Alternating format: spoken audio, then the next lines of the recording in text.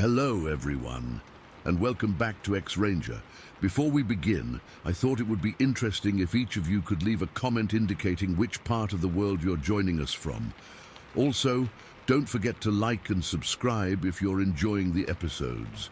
Now let's get comfortable, relax, and start our program. Alright, so I've been sitting on this for a while, but I need to get it out there.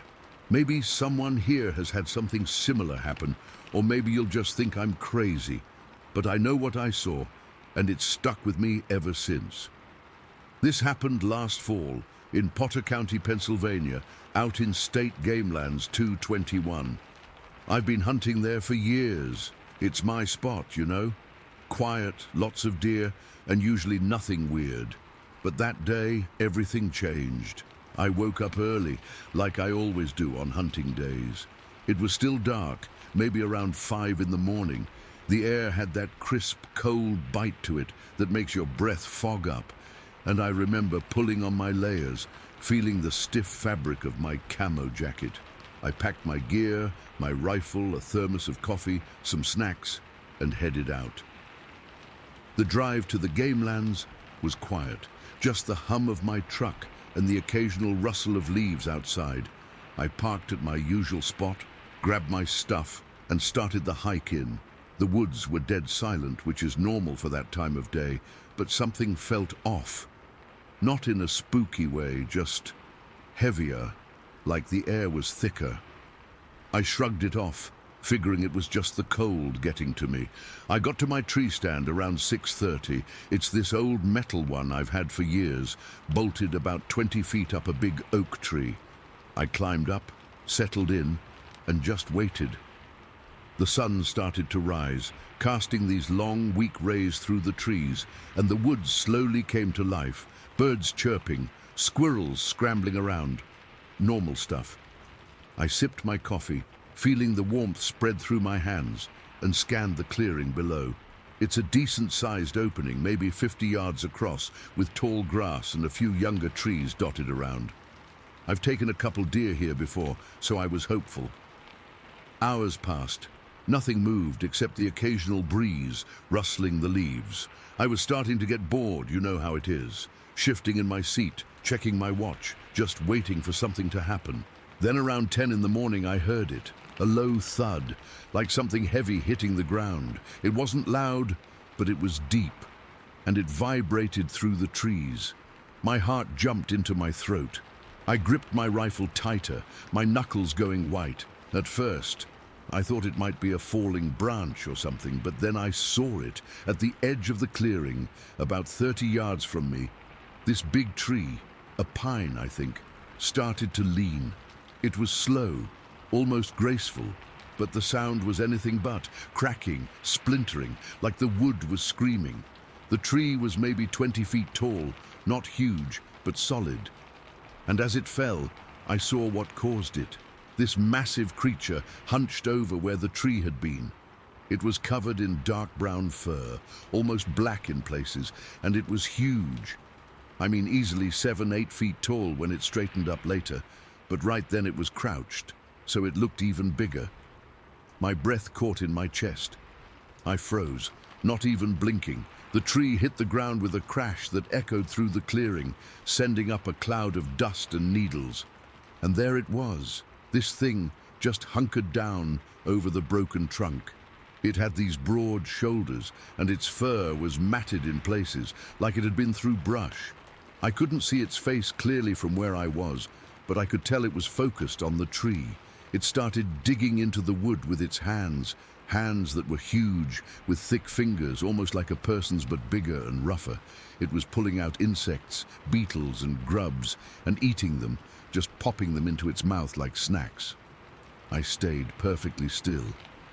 My heart was pounding so hard I thought it would burst out of my chest. Every muscle in my body was tense, and I could feel sweat trickling down my back, even though it was cold. I was terrified it would look up and see me. My rifle was in my hands, but I didn't even think about using it. What would I do? Shoot it? The thing was massive, and it had just pushed over a tree like it was nothing. That's when it hit me, the strength it must have had. I've seen bears before, but this was different. Bears don't topple trees like that, not unless they're really pissed or something. This thing did it casually, like it was just getting lunch. It kept feeding for what felt like forever, but later I realized it was only about 5 minutes. It would pause sometimes, sniff the air, or glance around. Its eyes, when it turned its head, I caught a glimpse. They were dark, intelligent looking, not like an animal's. It never looked directly at me, though. Maybe I was upwind, or maybe it just didn't care. But every time it moved, I flinched. Its movements were smooth, not clumsy like a bear. It had this grace to it, like it knew exactly what it was doing. I remember the sounds it made, a low rumbling noise, almost a hum, while it ate, and the crunching of the insects. It was gross, but I couldn't look away. My mind was racing. What is this? Is it a bear? No, bears don't stand like that, and they don't have that kind of posture. This thing was bipedal, walking on 2 legs when it moved, and the fur. It was too long for a bear, and the color was off. I've spent enough time in the woods to know the local wildlife, and this wasn't any animal I'd ever seen. Then it stopped. It stood up slowly, and that's when I really saw how big it was. Towering over the clearing, it must have been close to 8 feet tall. It stretched. I swear it stretched like a person would after sitting too long, and then it surveyed the area. Its head turned slowly, scanning the trees, the sky, everything. I held my breath, sure it was going to spot me, but its gaze passed over my tree without stopping. After a moment, it turned and walked back into the woods. Its gait was smooth, almost fluid, like it was gliding. It didn't make a sound as it moved, just vanished into the trees like it was never there. I didn't move for what felt like an eternity. My legs were shaking, and I had to grip the stand to keep from falling. I stayed there for another 10 minutes, just listening. The woods had gone quiet again. No birds, no squirrels, nothing. It was like everything was holding its breath with me. Finally, I forced myself to move. I packed up my gear, my hands trembling so bad I almost dropped my rifle. Climbing down was a nightmare. Every creak of the stand made me jump. When I hit the ground, I just stood there for a minute, breathing hard, trying to process what I'd seen. I didn't stick around. I hiked back to my truck as fast as I could, my head on a swivel, expecting to see it behind every tree. The whole drive home, I kept replaying it in my mind. The thud, the tree falling, the creature. I couldn't shake the image.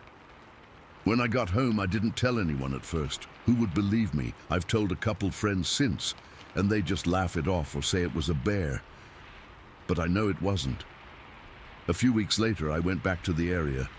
I had to see if there was any evidence, and there was. The tree was still there, broken and splintered. Around it, I found broken branches. Some snapped clean off, like something big had pushed through, and in the mud, there were footprints. Huge, like twice the size of my boot and deep. They didn't look like bear tracks. They were more human-shaped, but wider, with toes that splayed out. I took some photos, but they don't do it justice. I've been back a few times since, but I've never seen it again. Part of me is relieved, but part of me is curious, I guess. What was it doing there? Was it just feeding, or was there more to it? The terror of that moment, when the tree fell and I saw it, has stayed with me. It's not just the size or the strength, it's the intelligence I saw in its eyes, like it was aware, thinking. I've had nightmares about it, waking up in a cold sweat, feeling like it's watching me. Even now, when I'm in the woods, I get this prickly feeling on the back of my neck, like I'm being watched. I don't hunt as much anymore, and when I do, I avoid that clearing. I know how it sounds. Bigfoot, Sasquatch, whatever you want to call it. I used to think it was all nonsense, stories for TV shows, but after that day, I'm not so sure. Something is out there, and I saw it. I just wish I knew what it was or why it was there, but I guess I'll never know. All I have is the memory and the chills that come with it. Story 2. All right, I've been sitting on this for a while now, but I think I need to get it out. I've been a hunter my whole life, grew up in Ohio, spent years in the Marines, and I've seen a lot of weird stuff in the woods. But nothing, and I mean nothing, could have prepared me for what happened to me and my son that day. It was a Saturday in early November, the kind of crisp, clear morning that just feels perfect for being outside. The leaves were mostly down, and the air had that cold bite to it that lets you know winter isn't far off. My son, he's 16, and he's been hunting with me since he could walk. He's a good kid, solid, doesn't spook easy. We'd decided to spend the day scouting for new deer stands on a piece of private land we have permission to hunt. It's a good mix of thick woods and open fields, the kind of place that usually feels peaceful. We'd parked the Jeep on the gravel access road and headed in on foot just after sunrise. We were in full camouflage, head to toe. Even our faces were painted with grease. We're serious about this. We were moving slow, real slow, into the wind like you're supposed to. You walk into the wind so your scent is carried away from the game. It was a light breeze, but steady, coming from the north, right in our faces. We'd been working our way along a tree line for about an hour, checking for deer trails and good sight lines for a stand. The sun was up, but it was still low, casting long shadows across the field in front of us. This field was huge, maybe 40 or 50 acres, all harvested grain. Just stubble and dirt, with a few scattered corn stalks here and there. We were about to step out of the woods and into the open to get a better look at the far tree line when I saw it. I stopped dead, my hand going up to signal my son to freeze. He saw it a second later. I felt his body go rigid beside me, about 75, maybe 100 yards out, right in the middle of this wide open field. Something was walking. My brain just couldn't make sense of it at first. It was tall, so damn tall. I'm 6 feet even, and this thing had to be at least 6'8", maybe more. It was built like a damn refrigerator, just massive through the chest and shoulders. It was covered in hair, long, shaggy, tangled hair that was a dark brown, almost black in places. It wasn't walking like a man, but it wasn't walking like a bear either. Its arms were long, swinging at its sides, and it had this powerful, purposeful stride, like it owned the whole damn field. We were completely still, camouflaged against the tree line. The wind was still in our faces. There was no way it could have smelled us. For a few seconds, I think we both just hoped it would keep walking, that it would just cross the field and disappear into the woods on the other side. But then it stopped. It just stopped dead in its tracks, and it turned its head and looked right at us. I don't know how it saw us. We were shadows in the trees, motionless. But it did. It knew we were there. The feeling that went through me in that moment was like a bucket of ice water dumped straight into my veins. It wasn't just fear. It was this deep, primal dread that I have never ever felt before. Not in combat, not anywhere. This was different. It was facing us now. I could see its profile better. It didn't have a long snout like a bear. Its face was flatter, more like a man's, but covered in that same dark hair. I couldn't make out distinct features from that distance, just a dark shape where a face should be. Then it opened its mouth. The sound that came out wasn't an animal sound. It wasn't a roar or a growl. It was a howl, but so deep and resonant it felt like it was coming up through the ground. It was low at first, a rumbling vibration I felt in my chest more than I heard with my ears. And then it rose in pitch and volume into this horrific echoing shriek that just ripped across the open field. It was unnatural. It was menacing. It was a sound that had no business existing in the quiet Ohio morning. It seemed to hang in the air for a long time after the thing closed its mouth, the echo bouncing off the distant trees. My heart was hammering against my ribs so hard I thought it was going to break them. My son had a death grip on my arm, his fingers digging into my bicep. The creature took 2 steps towards us, just 2, but they were huge, powerful strides that closed the distance by a good 10 yards. It moved with this terrifying, fluid strength. I remember thinking stupidly about how loud our own footsteps were, crunching on leaves and twigs. This thing moved almost silently, its big feet sinking into the soft dirt of the field without a sound. I was a Marine. I've been trained to stand my ground, but in that moment every bit of that training evaporated. This wasn't an enemy I could understand. This was something else entirely. I was frozen, completely paralyzed by a fear so total it was like my body had shut down. Then just as suddenly as it had started towards us, it spun to its left. I've never seen anything move that fast in my life. It went from a standing start to a full-on sprint in a heartbeat. It bolted across that open field, and I'm not exaggerating when I say it was faster than any deer, any horse, any animal I have ever seen. Its legs were a blur. It covered the 100 or so yards to the far tree line in a matter of seconds, its long arms pumping. It didn't run like a man. It ran with a raw, explosive power that was just terrifying to witness. It hit the tree line and vanished, just disappeared into the shadows without slowing down. For a second, maybe two, we just stood there. The silence it left behind was almost as loud as its howl. My ears were ringing, my lungs finally remembered to work, and I sucked in a ragged breath. That's when I smelled it. The wind was still blowing in our faces, and it carried a smell with it now, a foul, heavy odor. It smelled like a skunk, but worse, mixed with something else, something rotten, like decay. It was so strong it made my eyes water and my stomach turn. It was the smell of a carcass, of something long dead. That smell, added to everything else, just broke whatever was left of my nerve. I looked at my son, and he looked at me, his face pale, his eyes wide with pure terror. There was no discussion, no words. We both turned and ran. We crashed back through the woods the way we had come, no longer caring about stealth, no longer caring about noise. Branches whipped at our faces and snagged on our camo. I stumbled over a root and almost went down, catching myself on a tree trunk. My son was right behind me, his breathing coming in ragged, panicked gasps. I could hear the pure fear in every breath he took. All I could think was that we had to get to the jeep. That was the only safe place. We burst out of the woods onto the gravel road. The jeep was right there, maybe 20 yards away. It had never looked so beautiful. We scrambled for it, yanking the doors open and practically falling inside.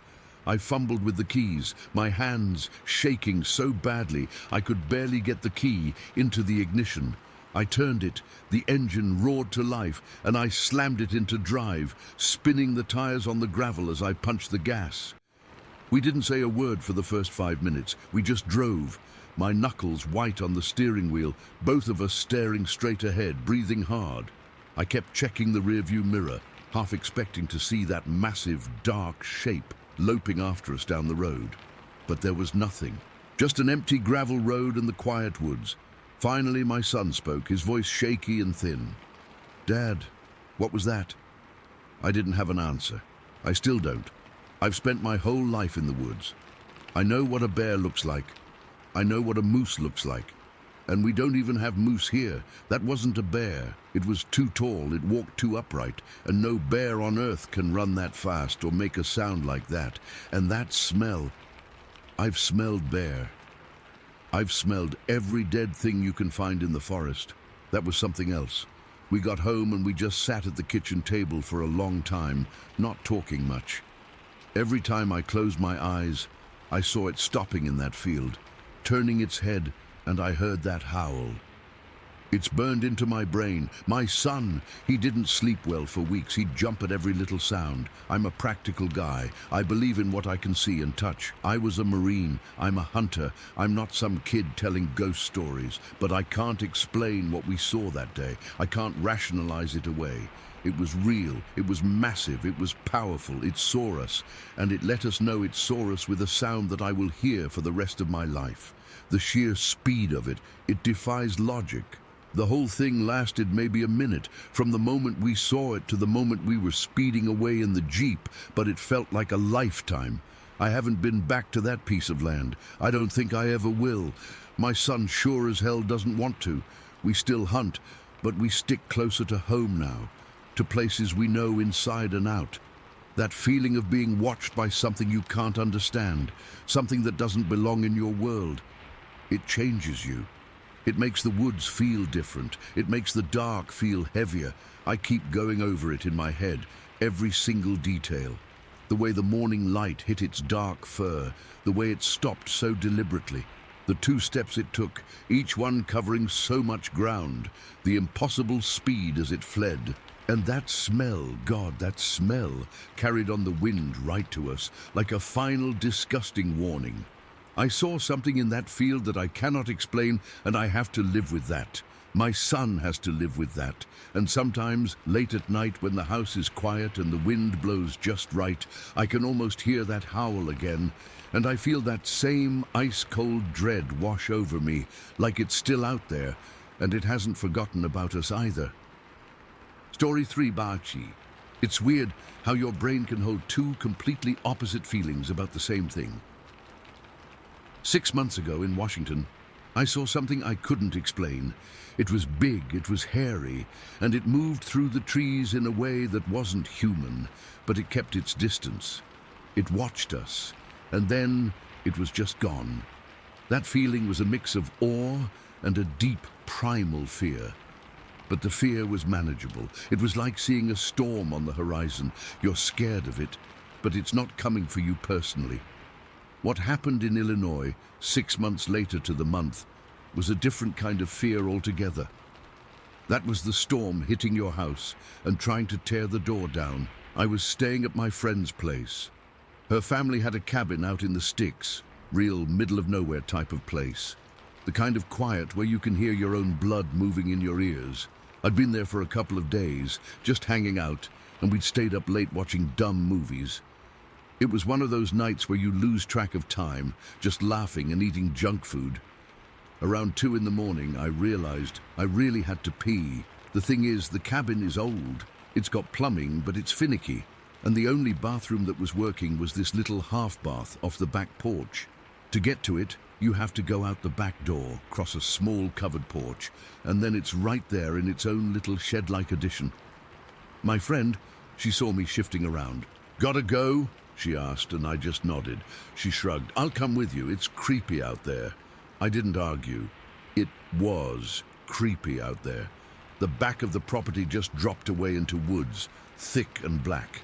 There was a motion sensor light mounted above the back door, but it only came on if something moved right in front of it. Beyond that little circle of potential light, it was just a wall of darkness. We got up, and she clicked off the TV. The silence that rushed in was immediate and heavy. She unbolted the back door. It had one of those heavy, old-fashioned deadbolts that made a solid thunk when you turned it. The door swung inward, and a wave of cool, damp night air hit us. It smelled like wet leaves and dirt.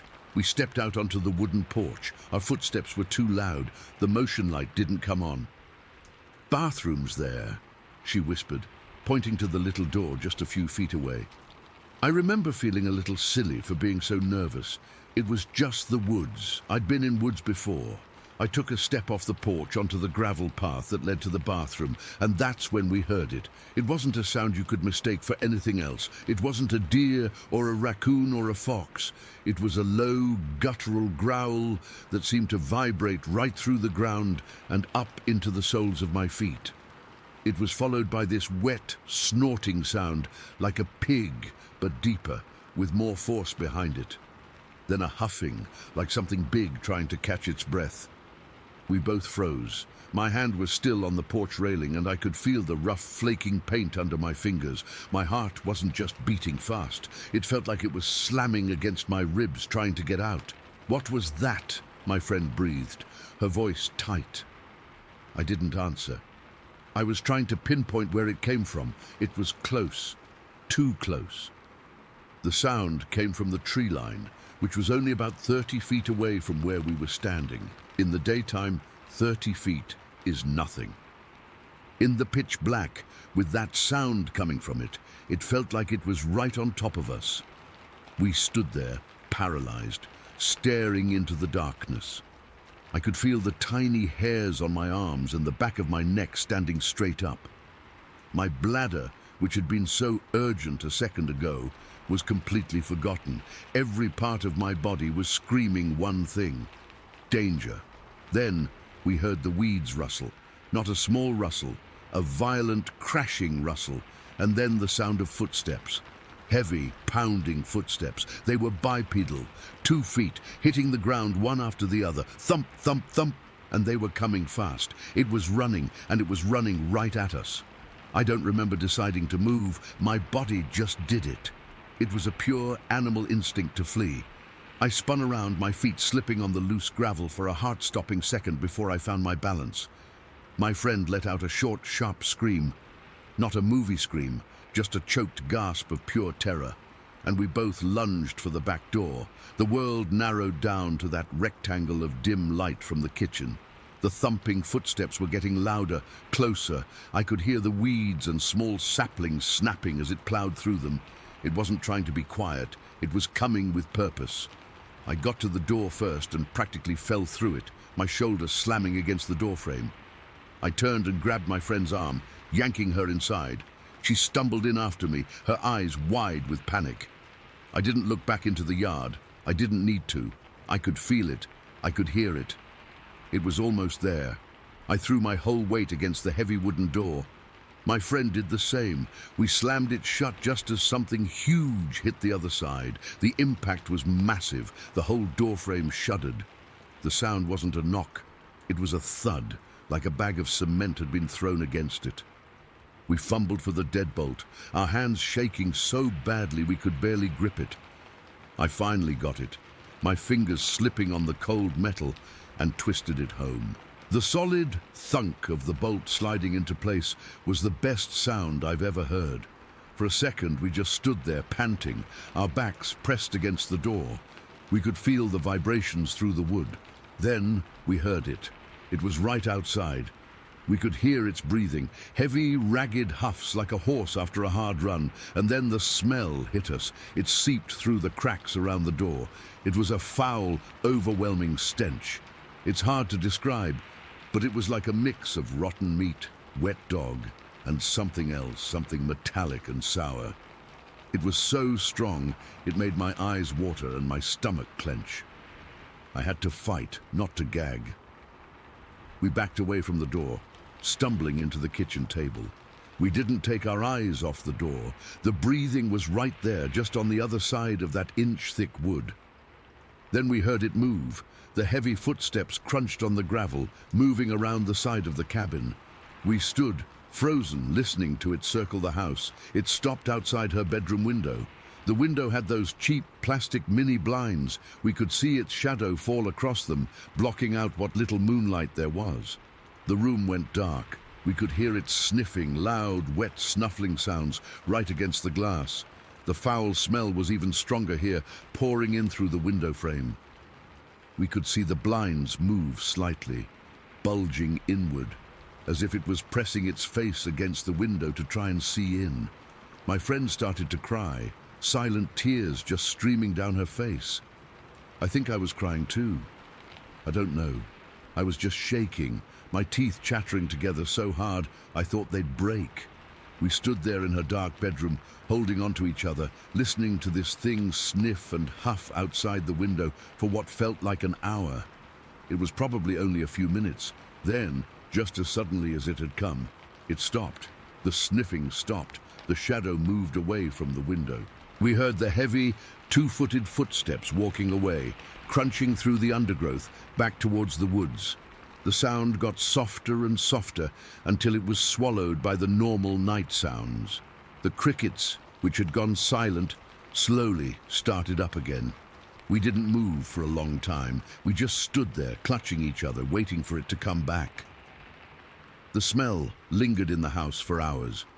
Eventually, we woke up her parents. We were babbling, talking over each other, trying to explain what happened. They were annoyed at first, then concerned, then skeptical. Her dad got a flashlight and went outside. We watched from the door, too scared to step out. He shone the light around the yard. "See?" he said, his voice tired. Nothing. You probably just scared a deer. They can sound big when they run.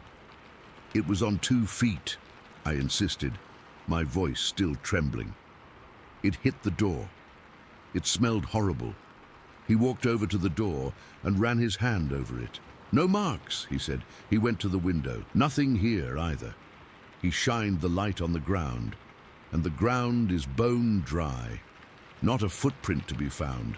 You two just let your imaginations run away with you after watching those scary movies. That was the worst part, in a way, the dismissal.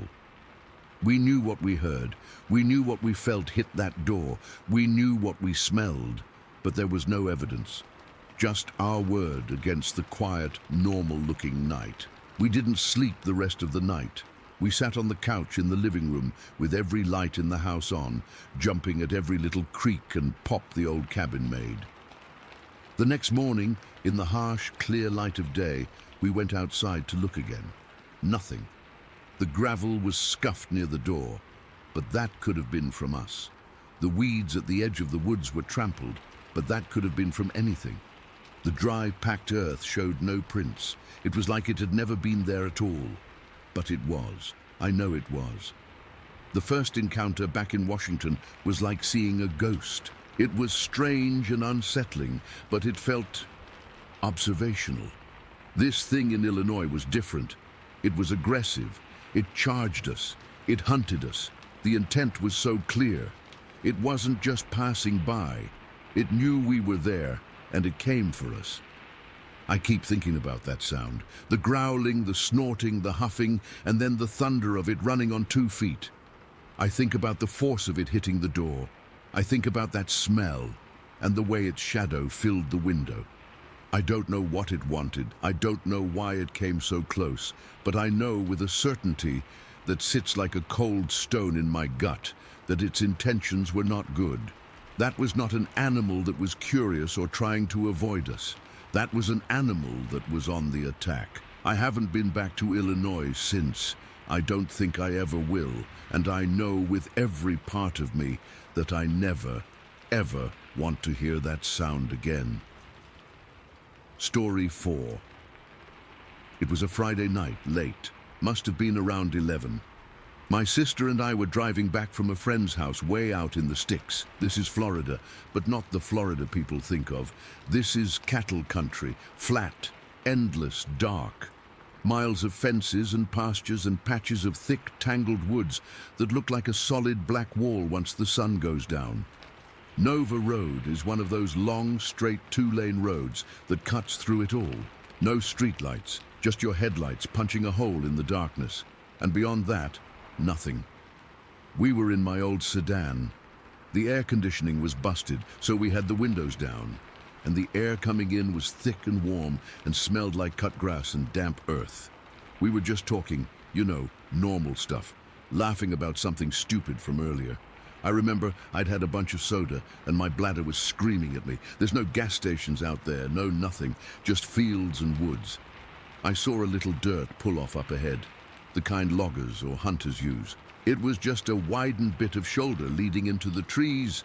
I gotta pull over, I told my sister. I'm gonna explode, she groaned. Seriously? Here, it's creepy. I don't have a choice. It'll be 30 seconds. I swung the car onto the dirt and put it in park. The headlights were pointing straight down a kind of tunnel into the woods, illuminating a path of beaten down grass and sandy soil. Beyond the headlights, it was just pitch black. I left the engine running. The radio was on low, some country station fading in and out. I got out, and the sound of the car door closing was way too loud. It echoed in the silence. The night sounds were all around, crickets, frogs, the buzz of insects, but they felt like they were coming from a mile away. It was like we'd entered a pocket of quiet. I walked to the front of the car, just at the edge of the light, and unzipped my jeans. I remember feeling the rough fabric of my jeans, the warm metal of the zipper, my own nervousness making me fumble a little. I was facing the woods, my back to the car. That's when my sister's voice cut through the quiet from the passenger seat. It wasn't loud, but it was tight, strained. Hey! I didn't turn around. What? I'm almost done. No, someone's coming. That's what she said. Someone's coming. It's such a normal thing to say, but the way she said it was all wrong. There was no one out here. No other car lights, no houses. It was just us. And then I heard it. It wasn't a quiet sound. It was a crack, a loud, sharp snap of a branch, like something big had just stepped on it and broken it clean in half. It came from the woods, from the darkness just beyond where my headlights reached. My whole body went rigid. I stopped what I was doing, zipped up fast, my heart starting to hammer against my ribs. I turned my head slowly, peering into the blackness. I couldn't see anything, just the shapes of trees swallowed by the night. Then there was another crack, and another. This wasn't a deer. A deer is light, quick. This was heavy, deliberate. Each crack was a footstep, and they were getting faster, closer. I turned my whole body then, facing the woods, my back to the headlights. My eyes were trying to adjust, to find a shape in the nothing. The cracking was a rhythm now, a steady, pounding rhythm of something moving fast through the undergrowth, coming straight for the light. And then it came out of the trees. It came out of the trees not like an animal, but like a person running on two legs. It was tall, so goddamn tall. The top of its head was above the lowest branches of the pine trees it had just burst from. My brain, trying to make sense of it, put the number 8 feet in my head. It was a giant, and it was dark. Not black, but a deep matted brownish black like wet fur or thick tangled hair covering its entire body. I couldn't see a face. It was just a dark shape, a silhouette against the slightly less dark woods. But the headlights from my car caught the texture of it. It was shaggy, it was hairy, it was running right at me. The speed was the most terrifying part. It wasn't loping, it was sprinting. Its legs pumped, its arms swung, and it covered the ground between the tree line and my car in seconds. It was so fast, it was a blur, a dark, hulking blur eating up the distance. A sound came out of me. It wasn't a scream, it was a choked gasp. Like all the air had been punched from my lungs, my legs moved before my brain did.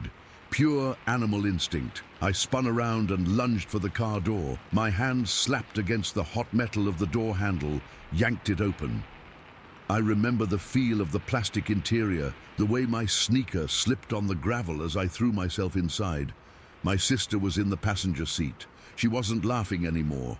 She was making this sound, this high-pitched wheezing noise, half a scream and half a hyperventilating gasp. Her eyes were wide, staring past me out the windshield, her hands gripping the dashboard so hard her knuckles were white. I didn't look back. I just slammed my door. The sound was a gunshot in the quiet car. My right hand fumbled for the gear shift, my left hand grabbing the steering wheel. My fingers were trembling so bad I could barely get the shifter into drive. I stomped on the gas. The engine, which had been purring, roared.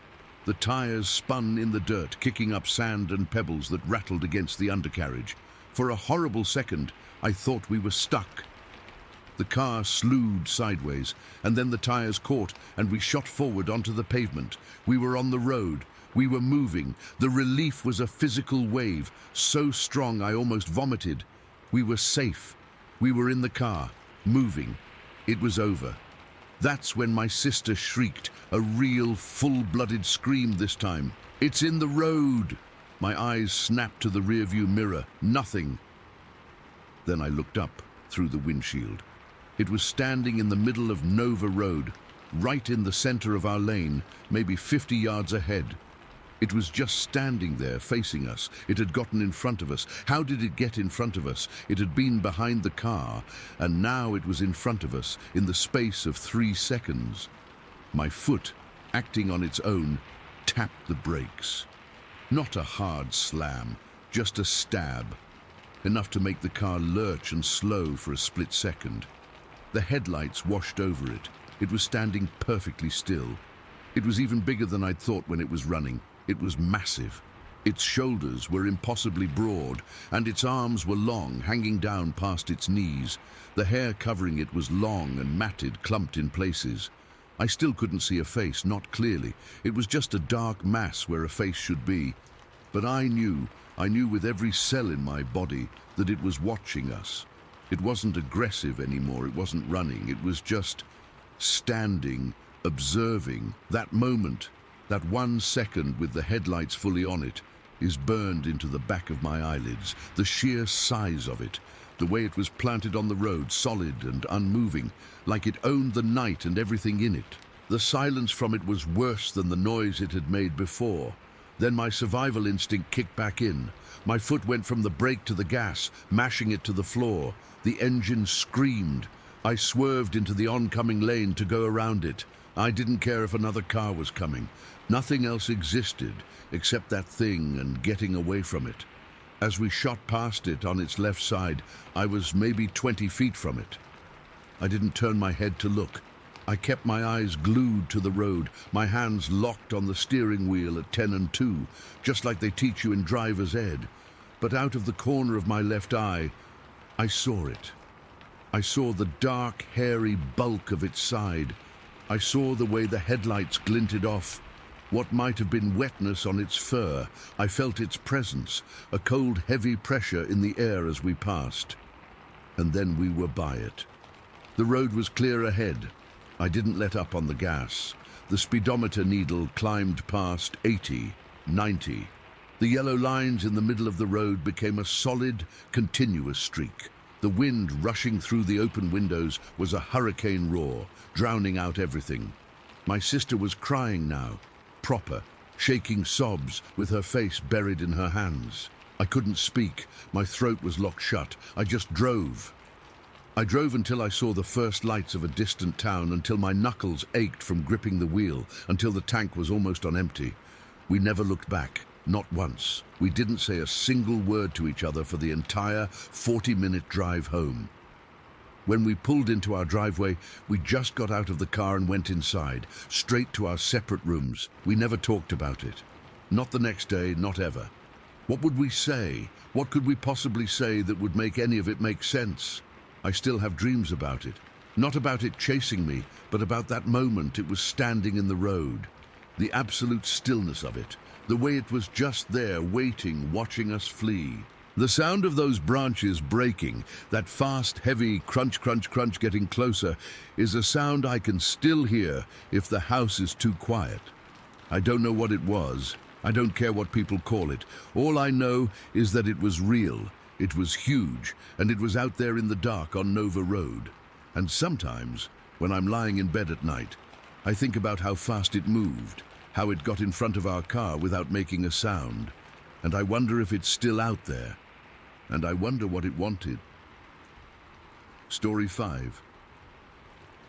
All right, I'm just going to type this out. I've been sitting on it for years, and I guess this is as good a place as any to get it off my chest. I live in northern Ferry County, Washington. It's remote, like remote. My nearest neighbor is 1.5 miles down the gravel road, and the woods here, they're old. They feel old. This happened over a few years, but the day that really sealed it for me, the day that still makes my hands shake when I think about it, was in late April. I think it was 2010. But to understand why I was so terrified that day, I have to back up a little. It started back in March of 2005. I was 18, just out of high school, living with my dad in our old cabin. It was a cold, clear night, probably around 9 o'clock. I was taking the trash out to the burn barrel. The motion light on the corner of the house had kicked on, so I had this little island of yellow light around me. But beyond that, it was just black. Pitch black. I tossed the bag in and was about to head back inside when I heard it. It came from the hill that rises up right behind our property. It wasn't a bear. I've heard bears. This was lower, deeper.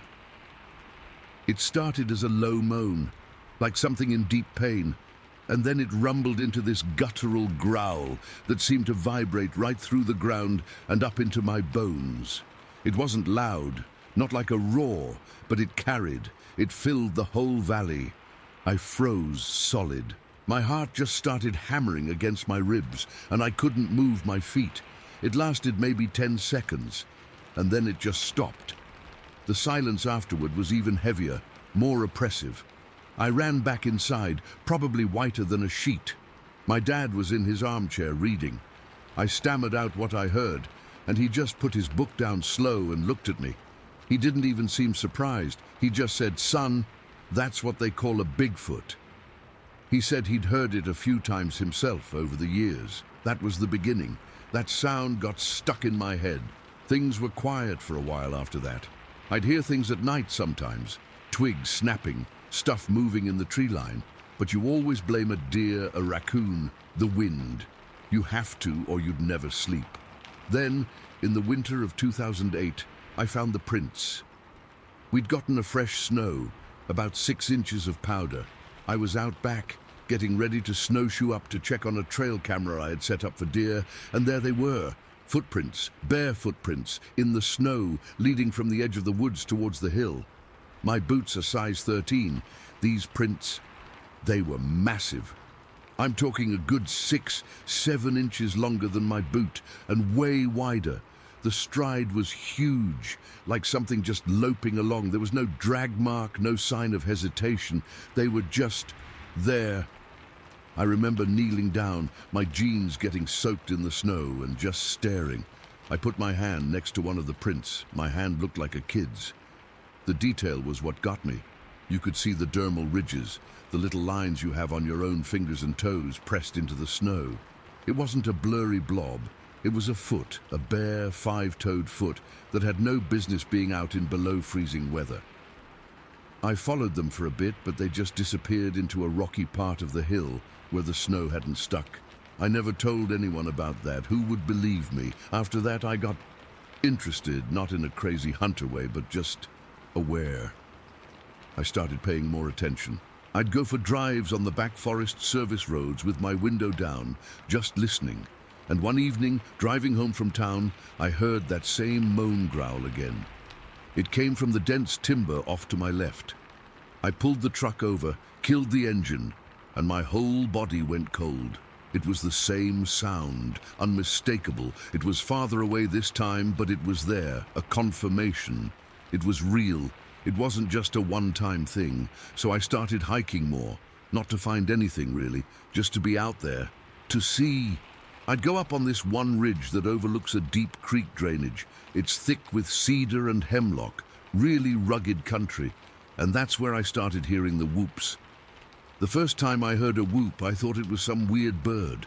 It was this high, clear call that echoed through the trees. But then I heard another one from a different direction answering it, and then a third. They weren't birds. They were too powerful, too deliberate. It was a conversation. I'd be sitting on a log eating a sandwich, and I'd hear them calling back and forth across the ridge. It was eerie, but it wasn't scary. Not then. It was almost fascinating. I felt like I was listening to something private, something I wasn't supposed to be hearing. That all changed in late April. I don't remember the exact date, just that it was a Saturday. The snow was mostly gone, except for stubborn patches in the shadows, and the air had that wet, muddy smell of spring. I decided to go for a long hike up to that same ridge. I had my day pack with water, a knife, a flashlight, and a sandwich. I was feeling good, confident even. I'd been hearing them for a while, and nothing bad had happened. I'd gotten comfortable. That was my mistake. I got to my usual spot on the ridge around 2 in the afternoon. The sun was out, but it was cool under the canopy. I sat down on a mossy stump, just listening to the woods. It was quiet, too quiet. No squirrels chattering, no birds. That's the first thing that should have tipped me off, but I brushed it off. Sometimes the woods just go quiet. Then, from down in the drainage, I heard a single whoop. It was loud and clear. It sounded close, closer than they usually were. My heart did a little jump, but it was more excitement than fear. Without even really thinking about it, I decided to answer. I cupped my hands around my mouth and let out my best imitation of the whoop I'd heard so many times. It wasn't great, but it was passable. The silence that followed was absolute. It was like the whole forest was holding its breath. I felt a prickle on the back of my neck. That's when the fear started to creep in. This wasn't the usual back and forth. This was different. Maybe 30 seconds went by. Nothing. I was starting to feel stupid, like I'd just shouted nonsense into the woods. I stood up, thinking I should probably head back. And that's when it happened. From maybe 50 yards away, just down the slope from me, there was this sound. It wasn't a whoop. It wasn't a growl. It was a crack, not a branch snapping underfoot. This was a deep, percussive, violent crack, like a clap of thunder right on top of me. The sound of a thick, living tree trunk being hit with unimaginable force. I felt it in my teeth. The air itself seemed to shudder. I didn't see the tree, but I heard the wood splintering, the sound of it tearing itself apart before it came crashing down through the canopy. The noise of it falling, branches snapping, the final thud as it hit the ground. It was deafening. For a second, I was completely paralyzed. My brain just short-circuited. Then, pure, unadulterated terror flooded my system. It was like a bucket of ice water had been dumped over my head. My stomach clenched into a hard knot. Every hair on my arms and neck stood straight up. It was waiting for me. That thought slammed into my head with the force of a physical blow. It hadn't been a random call. It had been a challenge, and I, like an idiot, had answered it. And it had been close. So close. 50 yards. That's nothing in these woods. A football field is longer than that. It could have been on me in seconds. I didn't think, I just ran. I abandoned my pack, my water, everything. I turned and I bolted back down the trail the way I'd come. I wasn't running like a hiker. I was running like something was right behind me, about to grab me. I crashed through brush, slipped on mud, my boots pounding on the dirt. I didn't look back. I couldn't. I was too scared of what I might see. My lungs were burning, my legs screaming, but I didn't stop. The only thing in my head was the need to get out, to get back to the truck, to put metal and glass between me and whatever was in those trees. The image in my mind was of something huge, something dark, moving through the timber just out of sight, keeping pace with me. I finally burst out of the tree line onto the gravel road where my truck was parked.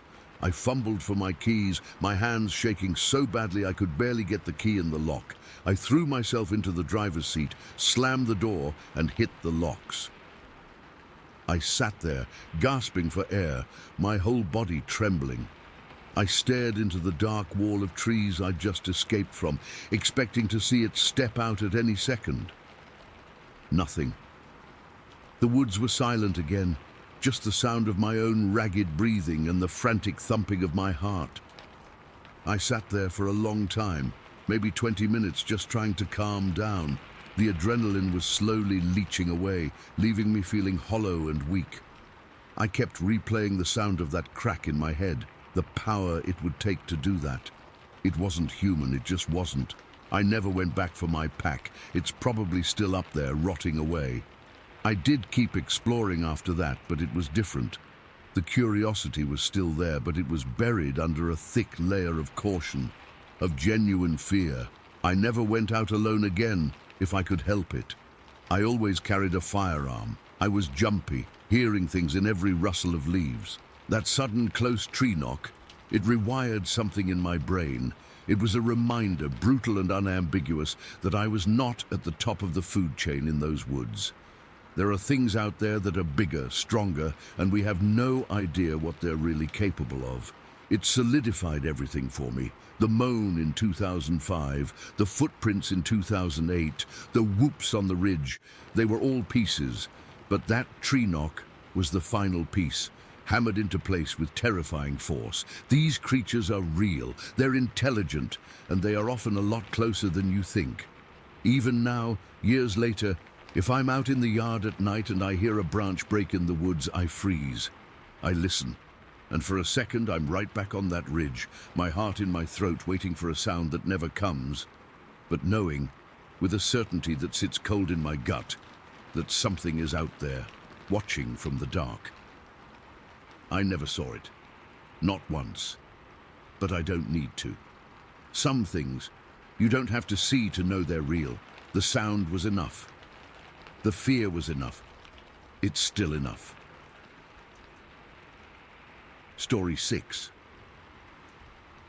Okay, so I've never really shared this with anyone outside of a few close friends, and even then, I don't think they fully believed me.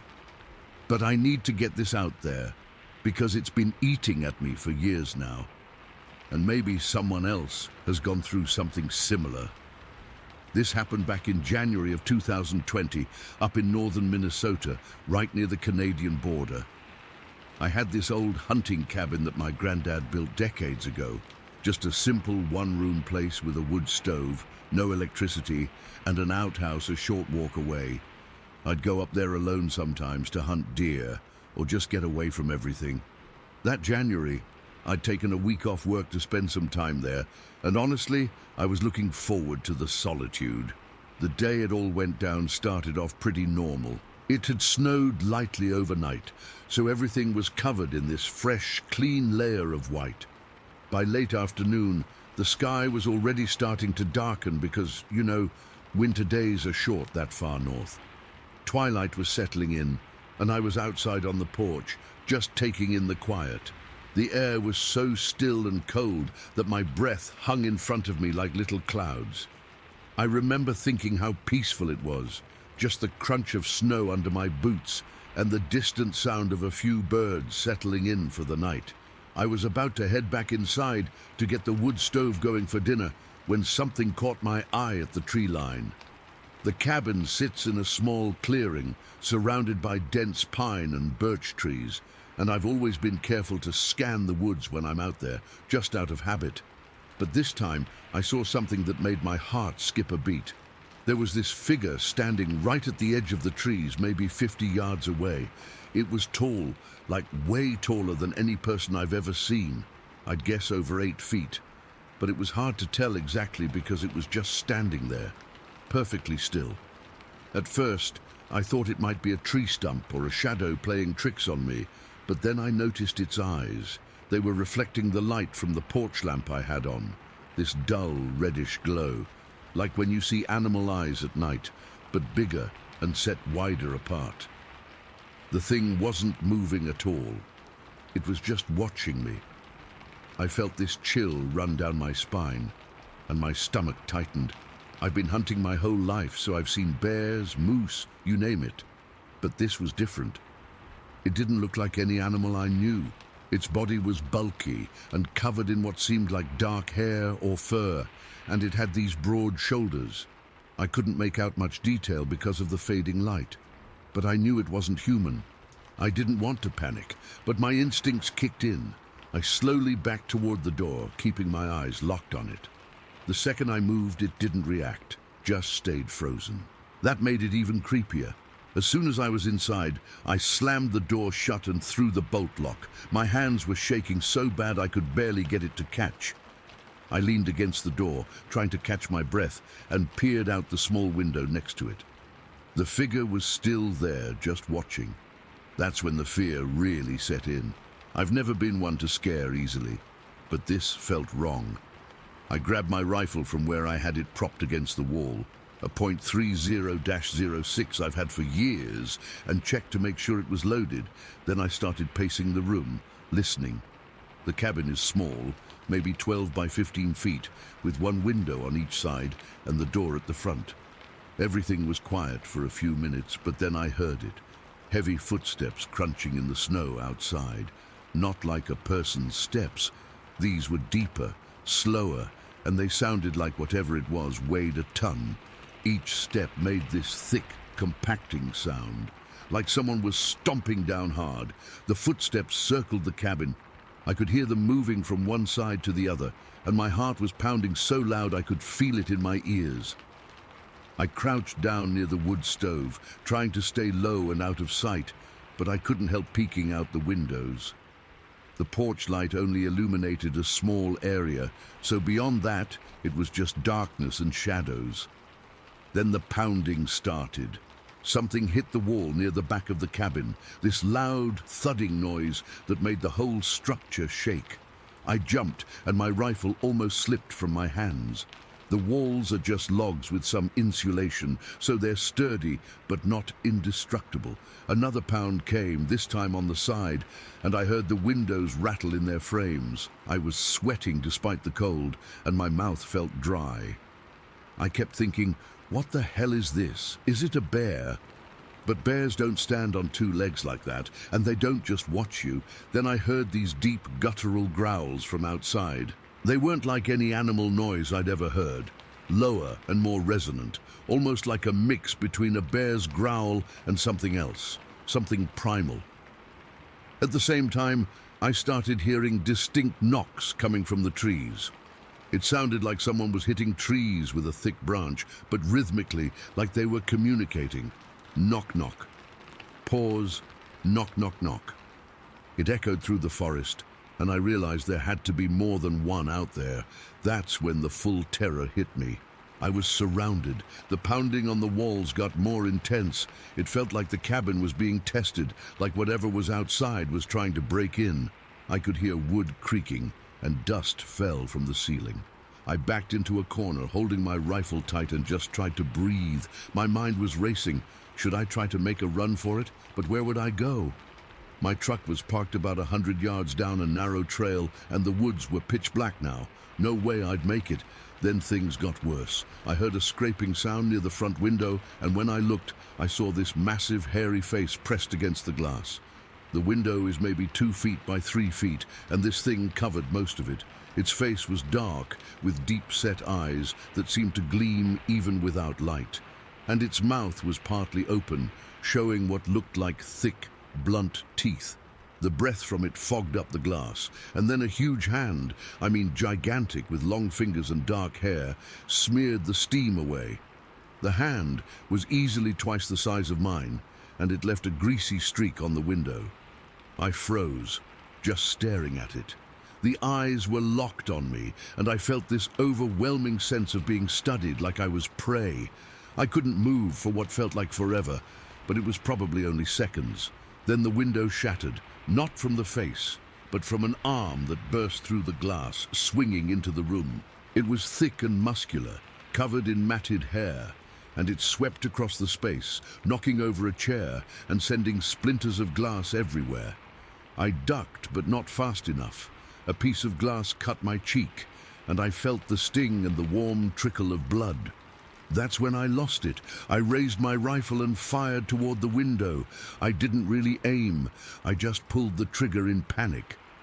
The shot was deafening in the small space, and the recoil jarred my shoulder. For a second, everything went quiet.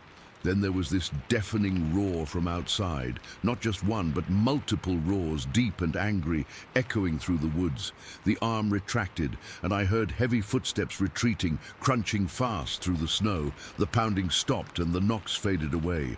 I stayed crouched in the corner, shaking uncontrollably. The smell of gunpowder mixed with this sour, musky odor that had drifted in through the broken window. It was like wet dog and something else, something earthy and foul. I didn't move for what felt like hours. I just listened, my ears ringing from the shot, waiting for something else to happen. But it stayed quiet, except for the wind picking up outside. The rest of the night was a blur of fear and adrenaline. I didn't sleep at all. I kept my rifle pointed at the door or the broken window, jumping at every little sound. The wood stove had died down, so the cabin got colder, and I could feel the chill seeping in. My cut cheek throbbed, and I wiped the blood away with my sleeve. I kept thinking about those eyes and the size of that hand. What were they? Why were they here?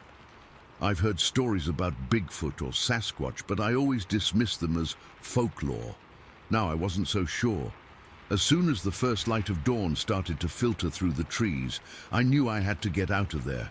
I waited until it was fully light, maybe around 7 in the morning, before I dared to move. I cracked the door open slowly, rifle first, and scanned the area. Nothing moved. The snow was trampled all around the cabin, with dozens of huge footprints everywhere. I stepped outside, my boots sinking into the snow, and just stared. The footprints were massive. Each one was over 17 inches long, and they were deep, like whatever made them was incredibly heavy.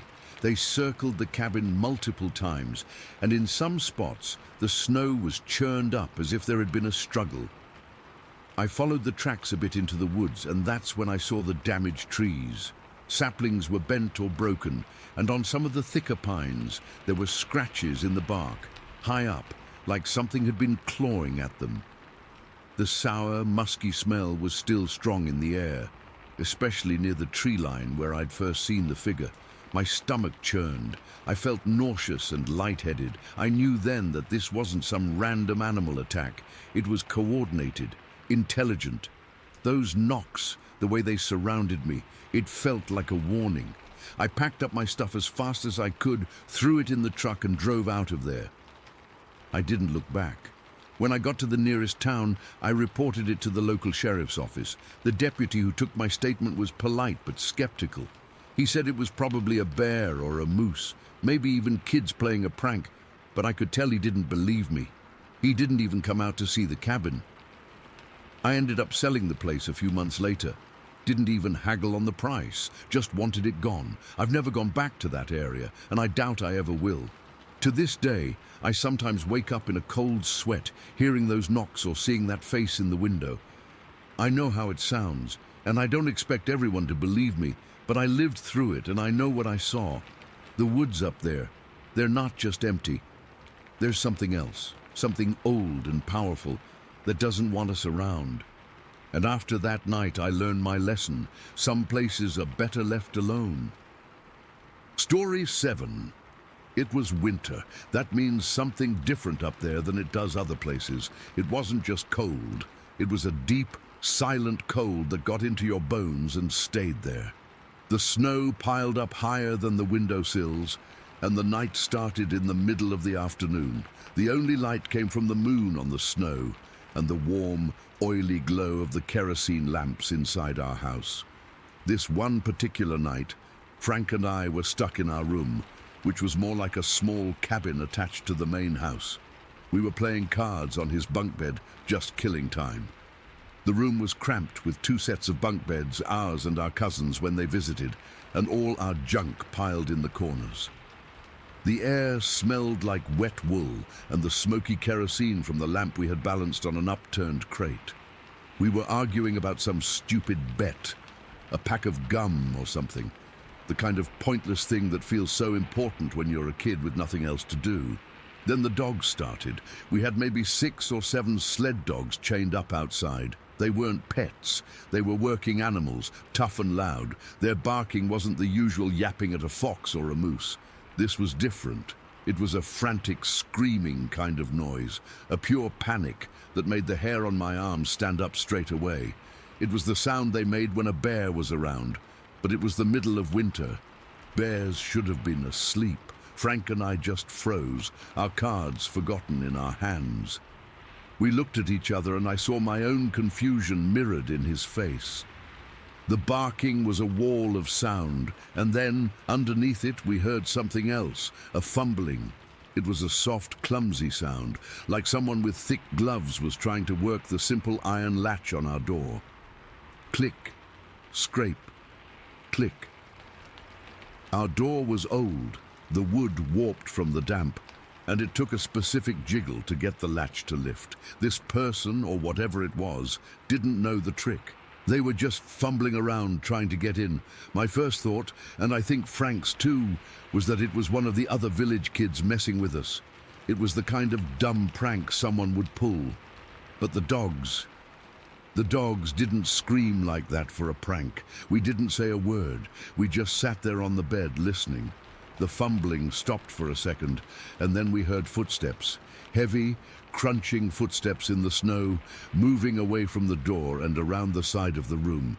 There was a window on that side, It was an old, crappy window, and the bottom pane had been broken the previous summer and patched up with a piece of scrap plywood nailed over the hole from the outside. It was a shoddy job. Everyone knew it. We heard the footsteps stop right outside that window. We could see the shadow of someone through the frosted glass, a big, dark blur blocking out the moonlight. Then we saw a hand, or not a hand. It was huge and dark, and it looked like it was covered in thick hair, or maybe a really shaggy mitt. It slid under the loose edge of that plywood patch, trying to peel it back, to get a look inside, or maybe to reach in. The wood was rough, and a nail was sticking out just a little. As that big hand pushed and pulled at the wood, we heard a sharp, wet tearing sound. It had cut itself. A second later, a few dark, heavy drops of something spattered onto the snow on the windowsill outside, black against the white in the dim light. Then, whatever it was, it let out this sound. It wasn't a yell. It was a low, guttural huff, like a puff of air forced out in surprise and pain. The shadow vanished from the window, and we heard those heavy, crunching footsteps again, this time running fast, fading away into the trees behind our house. The whole thing probably lasted less than a minute, but it felt like an hour. Frank and I finally looked at each other, and all the tension just broke. "Idiot," Frank said, his voice shaky. "Had to be one of the Jensens, or maybe Thomas, trying to scare us." "Yeah," I said, but I didn't believe it. The size of that shadow, the sheer weight of the footsteps, the way the dogs were still going absolutely insane. It didn't fit. But what else could it be? We were teenagers. Our brains went to pranks before they went to monsters. We sat there for a bit, listening as the dogs slowly settled down, their barks turning to whines and then to silence. The quiet that came back was even heavier than before. We tried to go back to our card game, but we were just going through the motions. We were both listening, our whole bodies tuned to the world outside that thin wooden door. That's when we made the pact. It was a stupid, brave, kid kind of decision. "If that idiot comes back," Frank said, his eyes locked on the door, "we're not just sitting here, we're going out there. We're going to chase him down and see who it is." I nodded, my heart starting to thump again just at the thought. "Yeah, we'll swing the door open and rush him, surprise him." It was a plan born entirely from a mix of fear and bravado. We weren't thinking, we were just reacting. We got up and stood by the door, one on each side, like cops in a bad movie. We didn't have weapons. We were just two kids in long johns and jeans, waiting in the cold dark, and we didn't have to wait long. Maybe 20 minutes later, the dogs started up again, the same frantic, terrified chorus. My stomach dropped into my feet, and then the fumbling started again. Click, scrape, thump. That was it. That was the signal. Frank looked at me, his face pale in the lamplight, and nodded. On 3.1, 2 on 3, I yanked the door open. It swung inward, and we both burst out onto the small porch, a cloud of our frozen breath billowing out into the night air. We were yelling stupid kid threats like, "Got you now," and "What do you think you're doing?" And then we saw it. It was standing in the snow about 30 feet from the porch, having just turned away from the door. It must have heard us coming. I stopped dead. Frank slammed into my back. All the sound died in my throat. It was massive. I'm not talking tall. I'm talking huge. It had to be at least 8 feet tall, towering over us by a solid 4 feet. Its body was just thick, covered in long, shaggy, dark brown hair that was matted in places. The moonlight hit its back, and I could see the powerful muscles moving under that coat. Its arms were ridiculously long, hanging down past its knees, and they were thick, like tree limbs. It turned its head to look back at us. That was the worst part. The face. It wasn't a bear. It wasn't a man. It was something in between. The brow was heavy and protruding, shadowing its eyes, which all I could see were 2 dark, deep-set glints. The nose was flat and wide, the jaw was heavy. It looked primitive and powerful, and the intelligence in that look. It wasn't the dumb curiosity of an animal. It was a knowing look. It saw us. It recognized us as something. I don't know what. For a second that felt like forever. Nobody moved. It stood there, and we stood there, just staring. The world had shrunk down to that patch of snow and this thing. The stories the elders told, the ones we half listened to by the fire, about the hairy man. They all came crashing into my head at once. This wasn't a story. Then it moved. It didn't run like a man. It didn't run like a bear.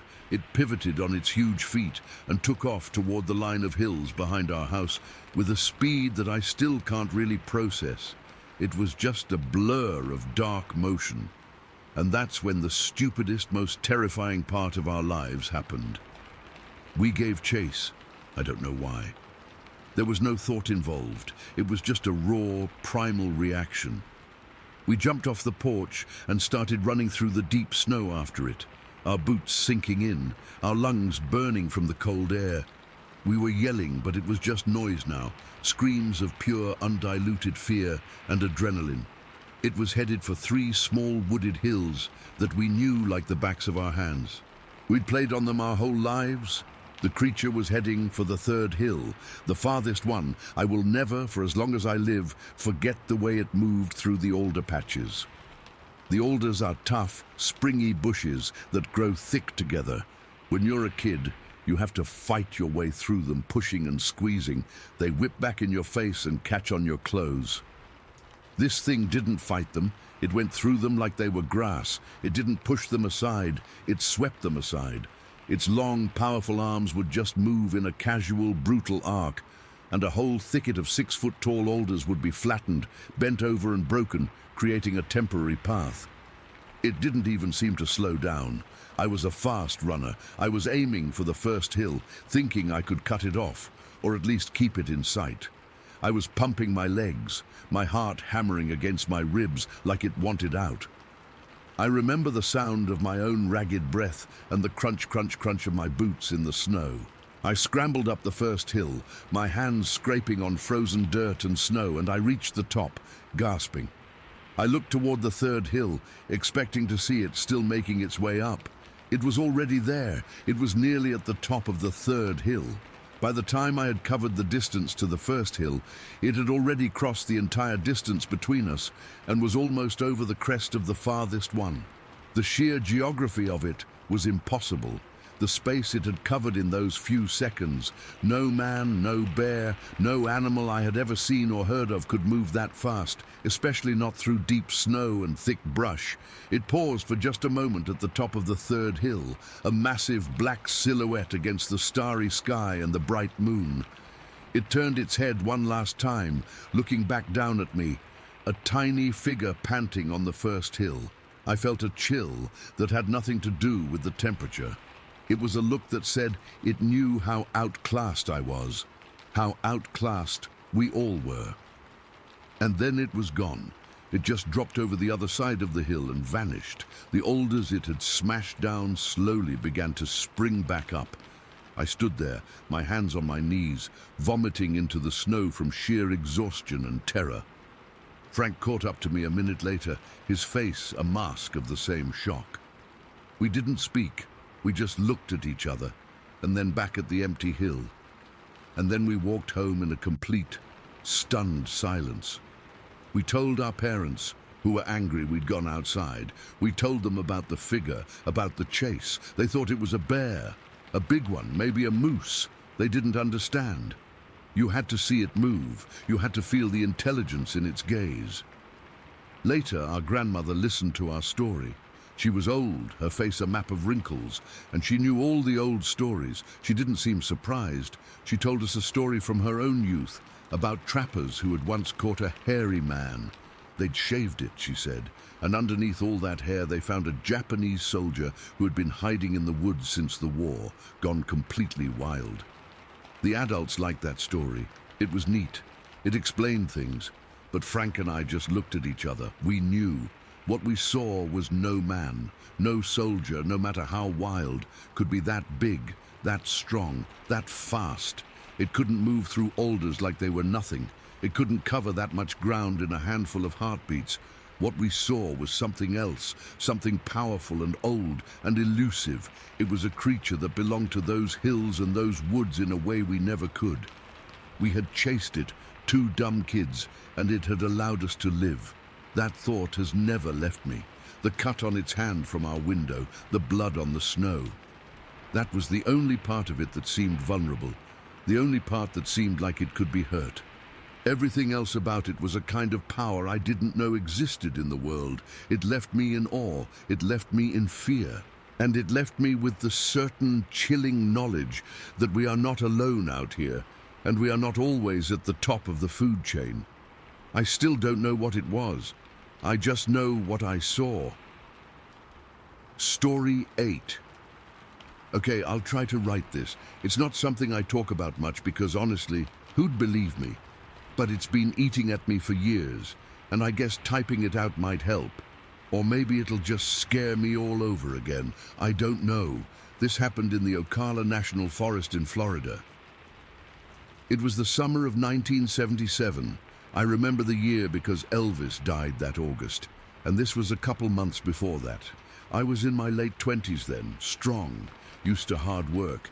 I had a small woodworking business, nothing fancy, just making furniture and selling it locally. To save on costs, I'd go out and cut my own lumber sometimes. My wife, she hated when I went out alone, said the forest was too big and too quiet. That day, I finally understood what she meant. It was a Thursday. I remember that because I was trying to get enough wood cut to finish a dining table set for an order I had to deliver by Saturday. I'd driven my old pickup truck down one of the old logging roads, the one that runs kind of parallel to the creek. The spot I liked was a decent-sized clearing, maybe a couple 100 feet across, surrounded by thick Florida scrub and longleaf pines. It was a good spot, sunny, with enough space to work and stack the wood. The day started normal. Hot, sticky, the kind of Florida heat that sits on your skin like a wet blanket. The air was thick with the smell of pine resin and the damp, earthy smell of the forest floor. I'd been at it since maybe 9 in the morning. Just me and my chainsaw, the roar of the engine filling the silence. I'd cut a good amount. A decent pile of pine logs was already stacked near the truck. Then, around 2 in the afternoon, things got weird. My chainsaw, a steel I'd had for years and always treated right, just kept stalling. It wasn't out of gas. The spark plug was fine. It would run for 30 seconds, then sputter and die. I'd pull the cord, it'd roar back to life and then die again. After the 5th or 6th time, I got this really bad feeling in my gut. It wasn't just frustration. It was a deep, cold knot forming right in my stomach. It felt like the forest itself was telling me to stop, to just pack it in and go home. So I did. I figured the saw was overheating or something was gummed up in the carburetor. I wasn't going to fight it. I shut it down for good, and the silence that rushed in was heavy. It wasn't a peaceful quiet. It was a listening quiet. You know how sometimes you can feel when someone is looking at you, even if you can't see them, that prickling on the back of your neck? That's what I felt, times 1,000. I started gathering my tools, trying to act normal, but my heart was already starting to beat a little faster. I tossed the chainsaw into the bed of the truck, then went back for my gas can and toolbox. That's when I decided to just scan the tree line. I don't know why, just a feeling. My eyes swept across the clearing, past the stumps I'd made, over to the thick wall of saw palmetto and myrtle oak on the other side. It was about 400 yards away, maybe a little less. And that's when I saw it. At first, my brain didn't want to process it. It tried to tell me it was a weird-shaped tree, or a shadow, or a bear standing on its hind legs, but it wasn't any of those things. It was a creature, a thing. I don't have a better word for it. It was standing just inside the tree line, partly hidden by the bushes, but its upper body was clearly visible. It was tall. So damn tall. I'm 6 feet even, and this thing had to be at least 8 feet tall, maybe more. It was just standing there, perfectly still. It was covered in hair, not fur, but hair, long, shaggy, coarse-looking hair. It was a dark color, like wet bark, almost black in the shade of the trees. But its face wasn't covered.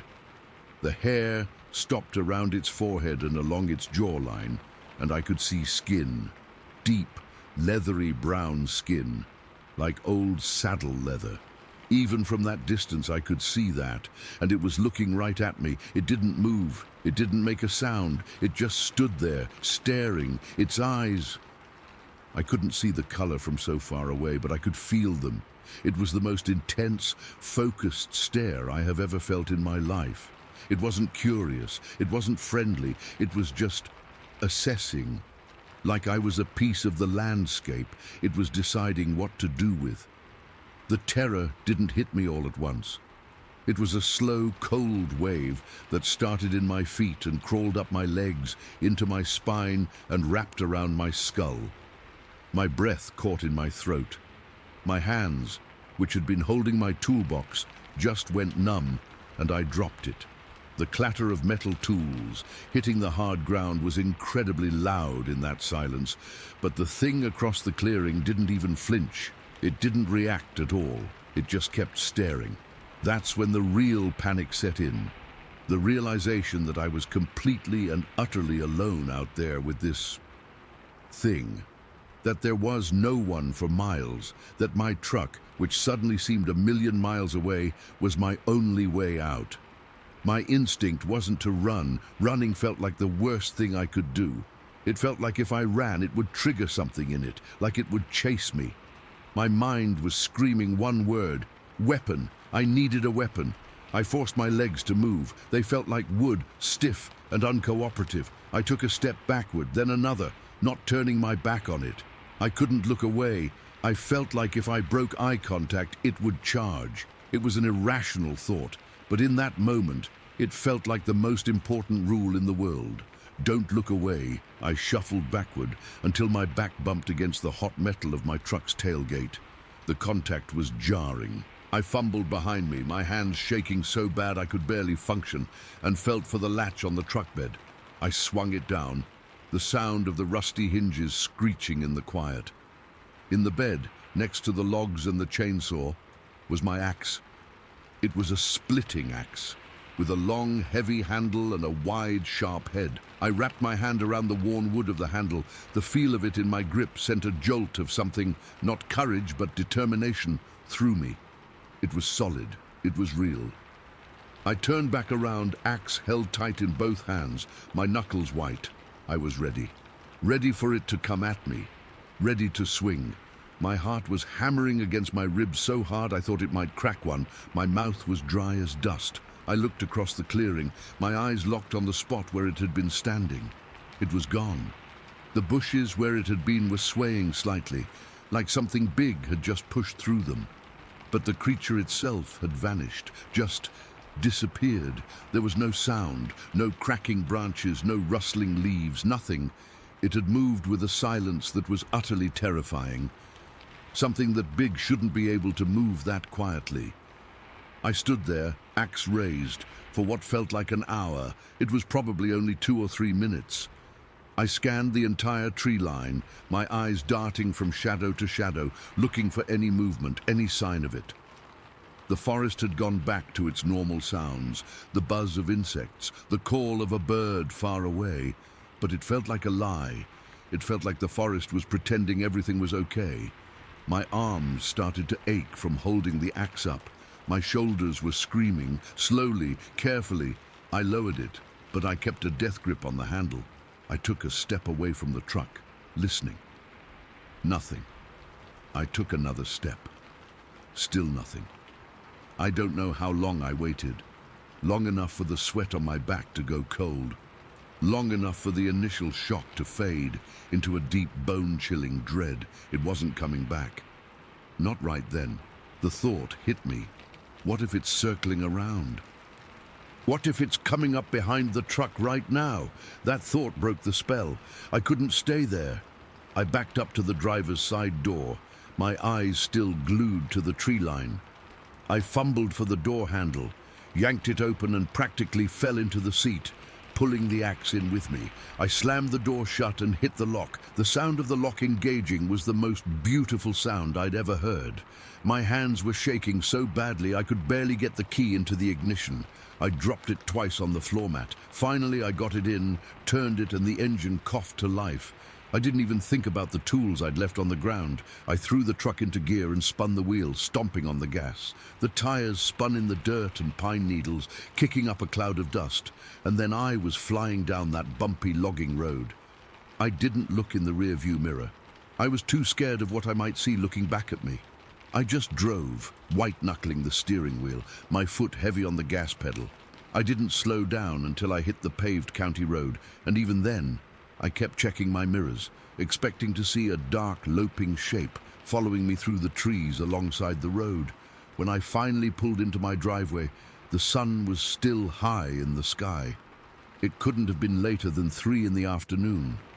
The whole thing, from the chainsaw stalling to me getting home, had taken less than an hour. It felt like a lifetime.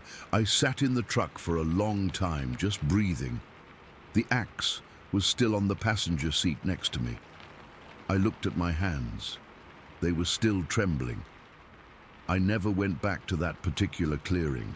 I told my wife the chainsaw broke down and I'd have to get it fixed, that I'd just buy the lumber for that last order. She knew something was wrong. I was too quiet, too jumpy for days, but I never told her what I saw. How could I? I've turned it over in my head 1,000 times since then. A bear. No, bears don't stand like that. They don't have that kind of posture. They don't have bare, leathery faces. A man in a suit in the middle of the Ocala National Forest in 1977? Why? And how could a man be that tall, that broad? It wasn't a man, it was something else. Something that lives out there in the deep woods, in the places we don't go. Something that knows we're there and watches us. The part that stays with me, the part that still gives me chills all these years later, wasn't even the sight of it. It was the silence, the way it stood so completely still, and the way it vanished without a sound. It was the feeling of being looked at by something that wasn't just an animal. It was intelligent. I could feel its intelligence in that stare. It was studying me, and the most terrifying thought of all, the one that I've never been able to shake, is this. I had my back turned to it for a good 30 seconds while I was getting that axe out of the truck. It could have closed the distance between us in that time. It could have been right behind me, but it didn't. It just watched me get my weapon, and then it left. Why, I don't know. I'll never know. But sometimes, on a quiet afternoon when the light is just right, I'll catch myself looking out the window at the edge of the woods behind my house, and I'll feel that old familiar prickle on the back of my neck, and I'll wonder if it's still out there, watching. Story 9. Okay, so this happened to me and my family a couple years back in the middle of July, 2022. We were camping up near North Battle Creek in Northern California. It's a spot we'd been to before, always felt peaceful, you know. Just a quiet little lake surrounded by these huge redwoods and firs, the kind of place where the only sounds are the wind and the water. That particular trip, my wife, my son, he was 16 at the time, and I had driven up on a Thursday. We had our usual setup, my small camping trailer, and my son, he likes his own space, so he had his own 2-person tent pitched maybe 20-25 feet away from the trailer. His dog, a mutt named Rex, was with him in the tent. Rex is a good dog, not really a barker, more of a low growler when he's unsure of something. The first couple of days were perfect, normal. We fished a little, hiked a bit, just relaxed. The third day, that was the day everything changed. It was a Saturday. The weather had been hot, but that evening a bit of a cool breeze came in off the lake. We'd finished dinner, cleaned up, and were just sitting around the dying embers of the campfire. It was probably around 9:30 at night. The sun was long gone, and it was that deep, inky black you only get way out in the woods, with just our little lanterns pushing back the darkness. That's when we first heard it. It started from across the lake, a sound that just froze the casual conversation we were having. It wasn't an animal sound I could place. It definitely wasn't a cow, though that's the closest thing I can compare it to for volume, but the tone was all wrong. It was this deep, guttural yell, but it had a howl to it, like it was being projected with a force that hurt the chest of whatever was making it. It was loud, unnaturally loud. It echoed across the water, and for a second we all just stopped and looked at each other. My wife said, "What in God's name was that?" I shrugged, trying to play it cool for everyone. Maybe an elk, a big one. But I'd heard elk before. This was different. This was heavier, more purposeful. It didn't sound like an animal just calling out. It sounded like a declaration. Then, maybe 30 seconds later, another one answered from our side of the lake, off to the left in the thick trees. It was closer, much closer. This one was higher pitched, more of a shrieking howl, but with the same powerful, chesty resonance. It wasn't a coyote, wasn't a bear. I've spent enough time outdoors to know the local noises, and this was nothing I'd ever encountered. The two calls, from opposite sides of the lake, felt like a conversation, a coordinated thing. The hair on my arms stood straight up. My son, he looked from me to his mom, his eyes wide. He's a tough kid, plays sports, but right then he looked like a little boy again. "That's not right," he said, his voice quiet. We tried to laugh it off. I made a joke. I said, "Well, I guess Bigfoot knows we're here." It was supposed to break the tension, but the words just hung in the air, stupid and hollow. Nobody laughed. The silence after I said it was thicker and more frightening than the sounds had been. We decided to call it a night. The mood was shot. My wife and I went into the trailer. I remember the routine of locking the door, feeling more serious than usual. The flimsy little latch suddenly seemed like the most important piece of hardware in the world. We got ready for bed, but we were both on edge, listening. The forest had gone quiet. Not just the normal night quiet, but a dead, heavy silence. Like every frog, every insect, every little creature had decided to hide and hold its breath. Maybe an hour later, I was lying in bed, staring at the ceiling of the trailer, listening to my wife's uneven breathing. She wasn't asleep either. That's when I heard it from my son's tent. It wasn't a sound from whatever was out there. It was Rex, a low, continuous growl, not his usual, "I heard a squirrel" growl. This was a deep, rumbling, threatening sound I'd never heard from him before. It was the sound a dog makes when it's genuinely terrified but ready to fight. Then came the footsteps. They were heavy, not like a man walking. A man's footsteps have a rhythm, a cadence. This was a slow, deliberate thump, thump. There was weight behind it, a lot of weight. I could feel the vibrations through the floor of the trailer. It was circling his tent. I could hear the crunch of pine needles and dirt under each step, a slow, crushing sound. My heart was hammering against my ribs, so hard I felt dizzy. I sat bolt upright in bed. My wife grabbed my arm, her nails digging into my skin. "Do you hear that?" she whispered, her voice tight with panic. I just nodded, unable to speak. I was listening, trying to count the steps. It made a complete circuit around his small tent, one full circle. Then it started a second. Thump, thump.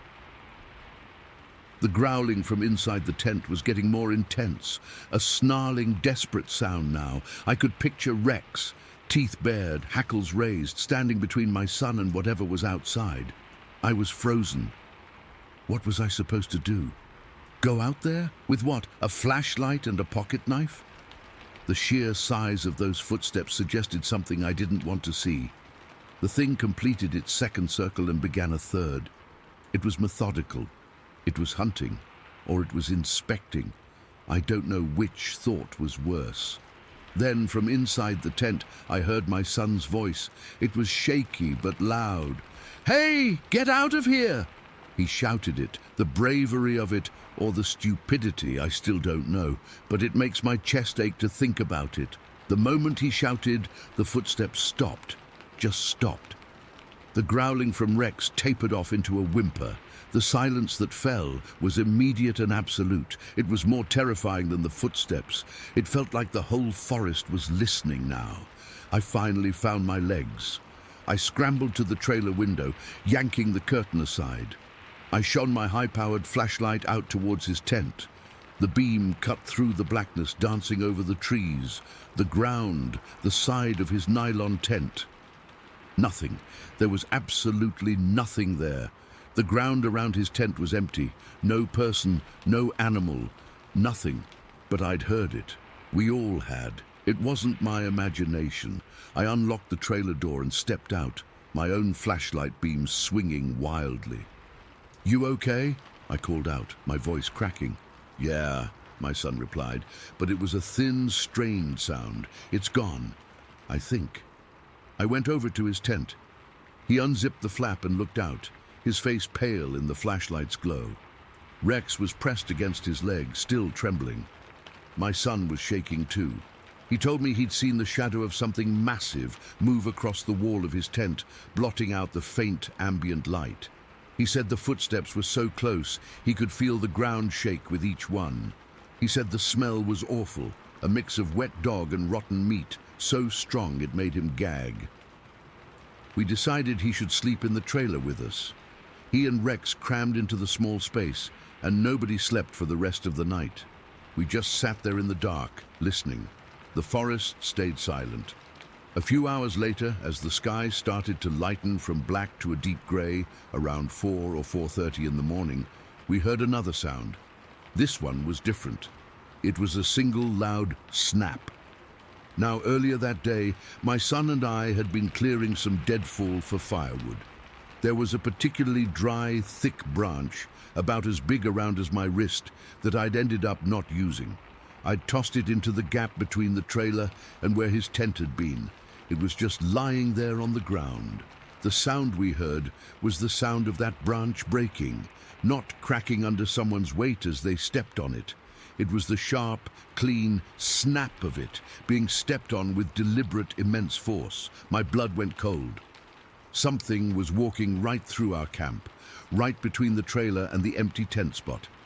I didn't look out the window. I couldn't. I just sat there on the edge of the bed, gripping the mattress, listening. We heard a few more footsteps, heavy and slow, moving away from us, heading back towards the tree line. Then, again, nothing. When the sun was properly up, we all finally emerged, feeling raw and exhausted.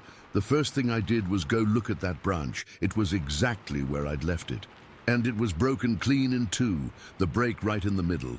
The break was fresh, the inside wood bright and pale. It hadn't been broken by a deer or a raccoon. It would have taken significant focused weight to snap it like that. We packed up our campsite in record time. A quiet, frantic efficiency between us. We didn't talk much. What was there to say? We just wanted to be gone. It was only later, when we were home, and the shock had worn off enough to be replaced by a deep, lingering unease, that I started looking online. I found forums, places where people shared stories like ours, and I found recordings, Bigfoot vocalizations. When I played them, my stomach dropped. It was the same sound, the exact same deep yelling howl from across the lake, and the same higher-pitched shrieking answer from the woods. There were hundreds of accounts, many from that same general area in Northern California, describing the same things. The heavy footsteps, the circling of tents, the horrible smell, the feeling of being watched, the coordinated calls. I'm a practical guy. I work with my hands. I believe in what I can see and touch. But I know what I heard that night. I know the weight of those footsteps. I felt the vibration through my trailer floor. I saw the fear in my son's eyes and the terror in my dog. I saw that branch snapped in half by something that walked through our camp in the dead of night. I went up there thinking it was just a quiet valley by a lake. I left knowing, with a certainty that sits like a cold stone in my gut, that we weren't alone out there. Something else lives in those woods. Something big, something smart, and something that wanted us to know it was there. I don't talk about it much, because who would believe it? But it happened. Every bit of it happened. And sometimes at night, when the house is quiet, I can still hear those footsteps circling, and I remember that feeling of being completely and utterly prey. Story 10. It's late and I'm sitting here in my living room with all the lights on, typing this out because I don't know what else to do. I can't sleep. I keep looking at the window over the kitchen sink, the one that looks out into the total blackness of the woods behind our trailer. My hands are still a little shaky. I just need to write this down, to get it out, and maybe someone out there will read it and believe me, or at least understand why I feel like I'm losing my mind.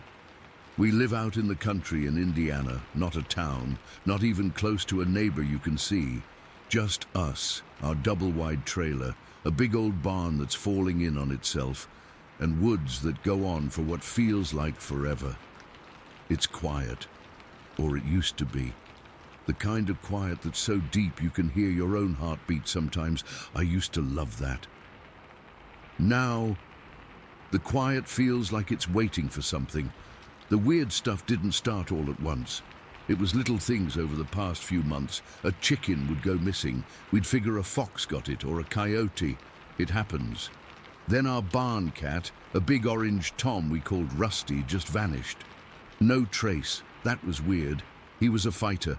Then another chicken, and another. We started locking the coop up tight every single night, but it didn't matter. Something was just taking them. Then there was the ball. My son's old grimy kickball, bright red but faded to a sort of pinkish brown from being left in the mud and sun. He hadn't played with it in years.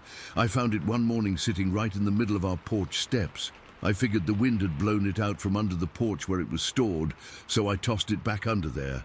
The next day, it was on the hood of my husband's truck, not rolled there, not dropped. Placed right in the center of the hood, like someone had set it there. I asked my husband if he'd seen it. He hadn't. We both just shrugged it off. Kids messing around, maybe, though there are no kids for miles. Then it started showing up in weirder places. Once, I found it sitting perfectly on the seat of the riding mower in the shed. Another time, it was balanced on the fence post at the edge of the tree line. I'd throw it into the woods, into the brambles where you'd never find it. And a day or two later, it'd be back, on the porch, on the steps, staring at me with that dirty red color. It got to the point where I'd see it, and my stomach would just drop. It felt like a message, but I didn't know what it was saying. The sounds started around the same time. At first, it was just noises in the woods at night. We're used to noises. Raccoons, possums, deer. This was different. It was a heavy sound. A solid thump, like someone was hitting a tree with a baseball bat, not a branch falling, a deliberate, powerful hit. It would happen once, and then a few minutes later, another one from a different part of the woods. Then, the whistles started. Not a bird whistle. This was a long, clear, piercing whistle that cut through the night air. It didn't sound animal, and it didn't sound human. It was something in between. It was the kind of sound that makes the hair on your arms stand up. We'd be watching TV and we'd hear it, and we'd both just freeze and look at each other. We never said anything. We'd just turn the volume down and sit there, listening. We started hearing footsteps at night. Big, heavy footsteps. Not the light, quick steps of a deer. This was a slow, deliberate crunch, crunch, crunch in the gravel of our driveway, or the soft, heavy thud, thud, thud of something walking in the damp soil around the house. My husband would grab his shotgun and shine a flashlight out the window, but there was never anything there, just the beam of light cutting through the dark and hitting nothing. The emptiness was worse than seeing something. Your brain fills that emptiness with every terrible thing you can imagine. This all built up for weeks. The tension was like a constant hum in the background of our lives. We were jumpy. We stopped going out after dark. We'd make sure we were inside, doors locked, well before the sun went down. The outside felt like it belonged to something else after dark. Then came the night everything changed. It was a Thursday, I remember, because we'd just gotten groceries and I was putting them away. It was maybe 9 o'clock. My husband went out onto the porch to have a cigarette.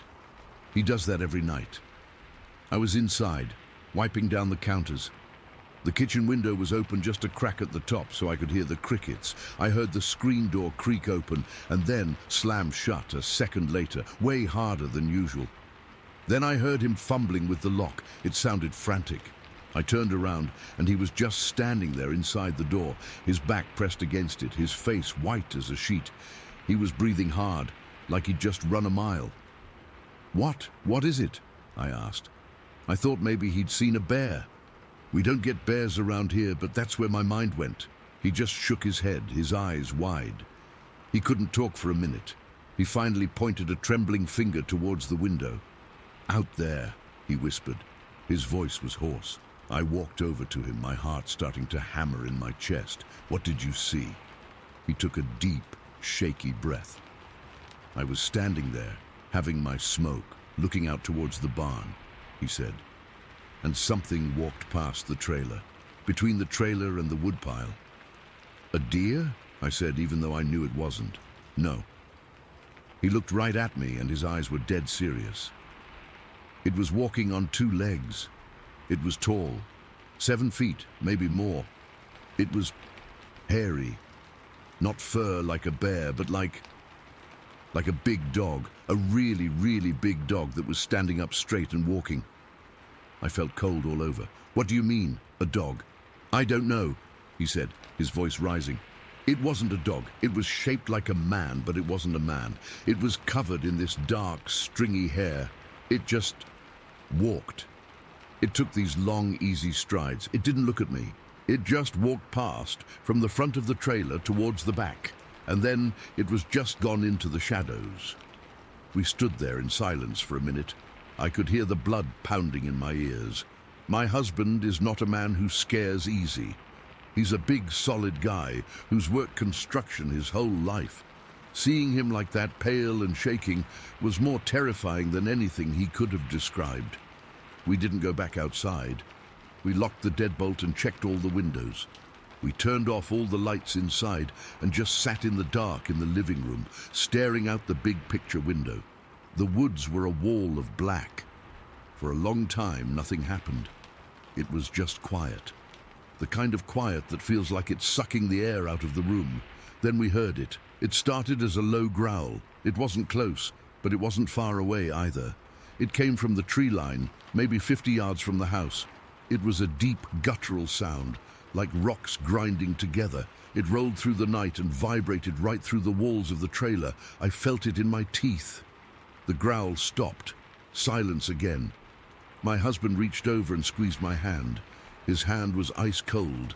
Then the thumping started, not the single baseball bat hits from before. This was faster. Thump, thump, thump, thump, thump. It sounded like something huge was pounding on the trees, hard and fast. It was angry. It was coming from the same direction as the growl. Before we could even process that, another sound started from our left, from the direction of the old barn. It was a series of sharp, high-pitched barks. Not a dog. These were sharper, more piercing. They echoed in the still air. It sounded like there were 2 of them, one in the woods, one by the barn. Then the whistling started. That same clear, unnatural whistle I'd heard before, but this time it wasn't just one. It was an answer. The first whistle came from the woods where the thumping was. A second later, another whistle came from way off to the right of the property, down near the creek. They were talking to each other. My whole body was trembling. I was curled up on the couch. My knees pulled to my chest, and I couldn't stop shaking. This wasn't just one thing out there. There were multiple. They were surrounding the house. The sounds were coming from 3, maybe 4 different directions, creating a loose circle around us. The thumping, the barking, the whistling. It was a cacophony of noise, and it felt directed at us. It felt like a show of force. The footsteps started then. We could hear them on the gravel driveway. That slow, heavy crunch, crunch, crunch. It was walking a slow circle around the trailer. We could track its progress by sound, from the front, down the side, past the kitchen window towards the back. Then it would stop. Silence for a minute. Then it would start again from the front. A slow, deliberate patrol. At one point, it stopped right outside the living room window. We were sitting maybe 10 feet from that window, in the dark. We couldn't see anything through the blinds, but we could hear it breathing. It was a low, wet, rasping sound, like something with a big chest. It stood there for what felt like an hour, just breathing. I held my breath, afraid it would hear me. I could smell something too, a musky, foul odor, like wet dog and old meat and something else, something sour. It seeped in through the cracks around the window. I thought I was going to be sick. I thought my heart was going to beat right out of my chest. My husband had the shotgun across his lap, his finger near the trigger, but what was he going to shoot at? A window? A sound? Then, as suddenly as it started, it all stopped. The whistling cut off. The thumping ceased. The barking didn't come again. The footsteps on the gravel just ended. The breathing outside the window was gone. The silence that fell was heavier and more terrifying than all the noise had been. It was a waiting silence. We didn't move. We didn't speak. We just sat there listening for what felt like forever. The clock on the wall ticked. 1 minute, 5 minutes, 10. Finally, my husband slowly, carefully got up and crept to the window. He peered through a crack in the blinds. "Anything?" I whispered, my voice cracking. He shook his head. "Nothing. It's just dark." We stayed up the rest of the night, taking turns watching. But nothing else happened. The sun eventually came up, casting a weak grey light over the property. It looked normal. The trees, the grass, the barn, everything looked exactly the same as it always did. But it wasn't. It felt contaminated. We waited until the sun was fully up before we dared to go outside. The first thing I saw was the ball. The stupid red kickball. It was sitting right in the middle of the porch, directly in front of the door. It hadn't been there when my husband came running in last night. We walked the property together. My husband with the shotgun held tight. We didn't find any tracks. The gravel was too churned up. The ground near the house was too hard. We walked to the edge of the woods where the thumping had been. We didn't see anything broken, but the air still felt thick and wrong. That was 2 days ago. We haven't heard the sound since. The ball is still on the porch. I can't bring myself to touch it. We're still too scared to go out after dark. We lock the doors. As soon as the sun starts to go down, every little noise makes us jump. The worst part is the not knowing. What were they? What did they want?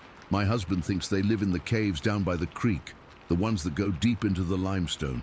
He says it's the only place around here that something that big could hide. I don't know. I just know that something is out there.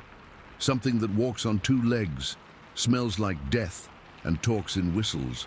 Something that played with my son's old ball like it was a game, and I have this sick, cold feeling in my gut that it's not done with us. That it was just letting us know it's here, that this is its place, and we're just living in it. I don't sleep much anymore. I just sit here in the light and wait and listen. Story 11.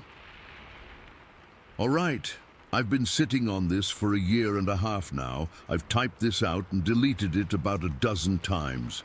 My hands are still kinda shaky just thinking about it, but I need to get it out there.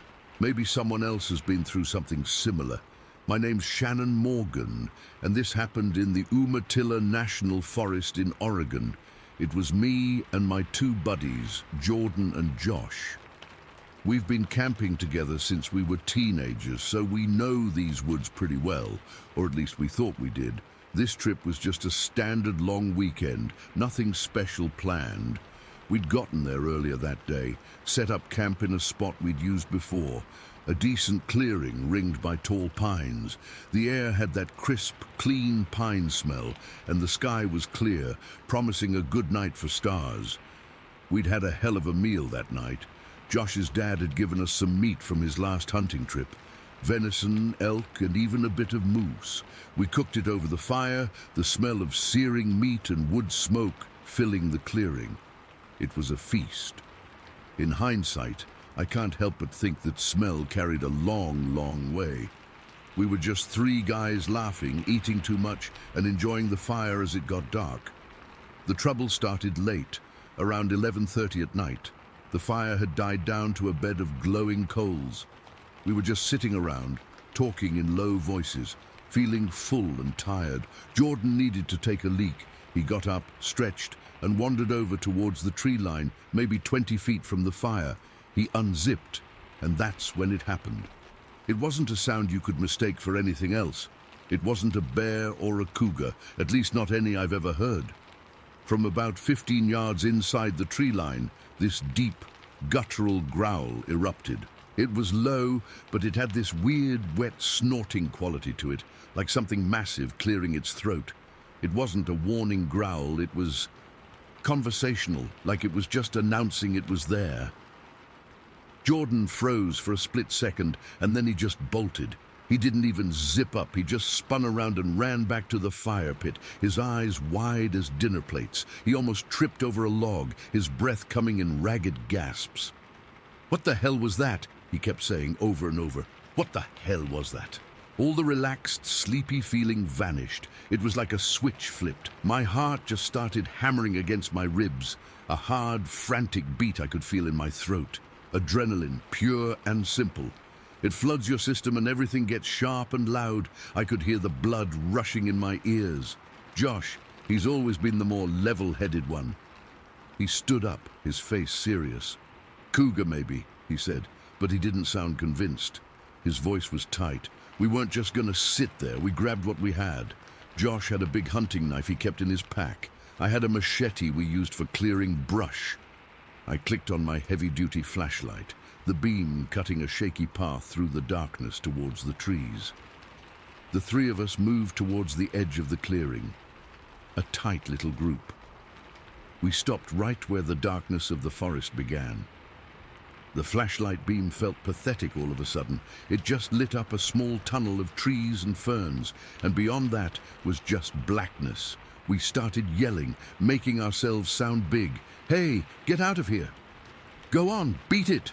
Our voices sounded thin and stupid against the silence of the woods. We stood there for what felt like 10 minutes, just listening. Nothing. No sound at all, not even the usual crickets or the rustle of little animals. It was dead quiet, eerily quiet.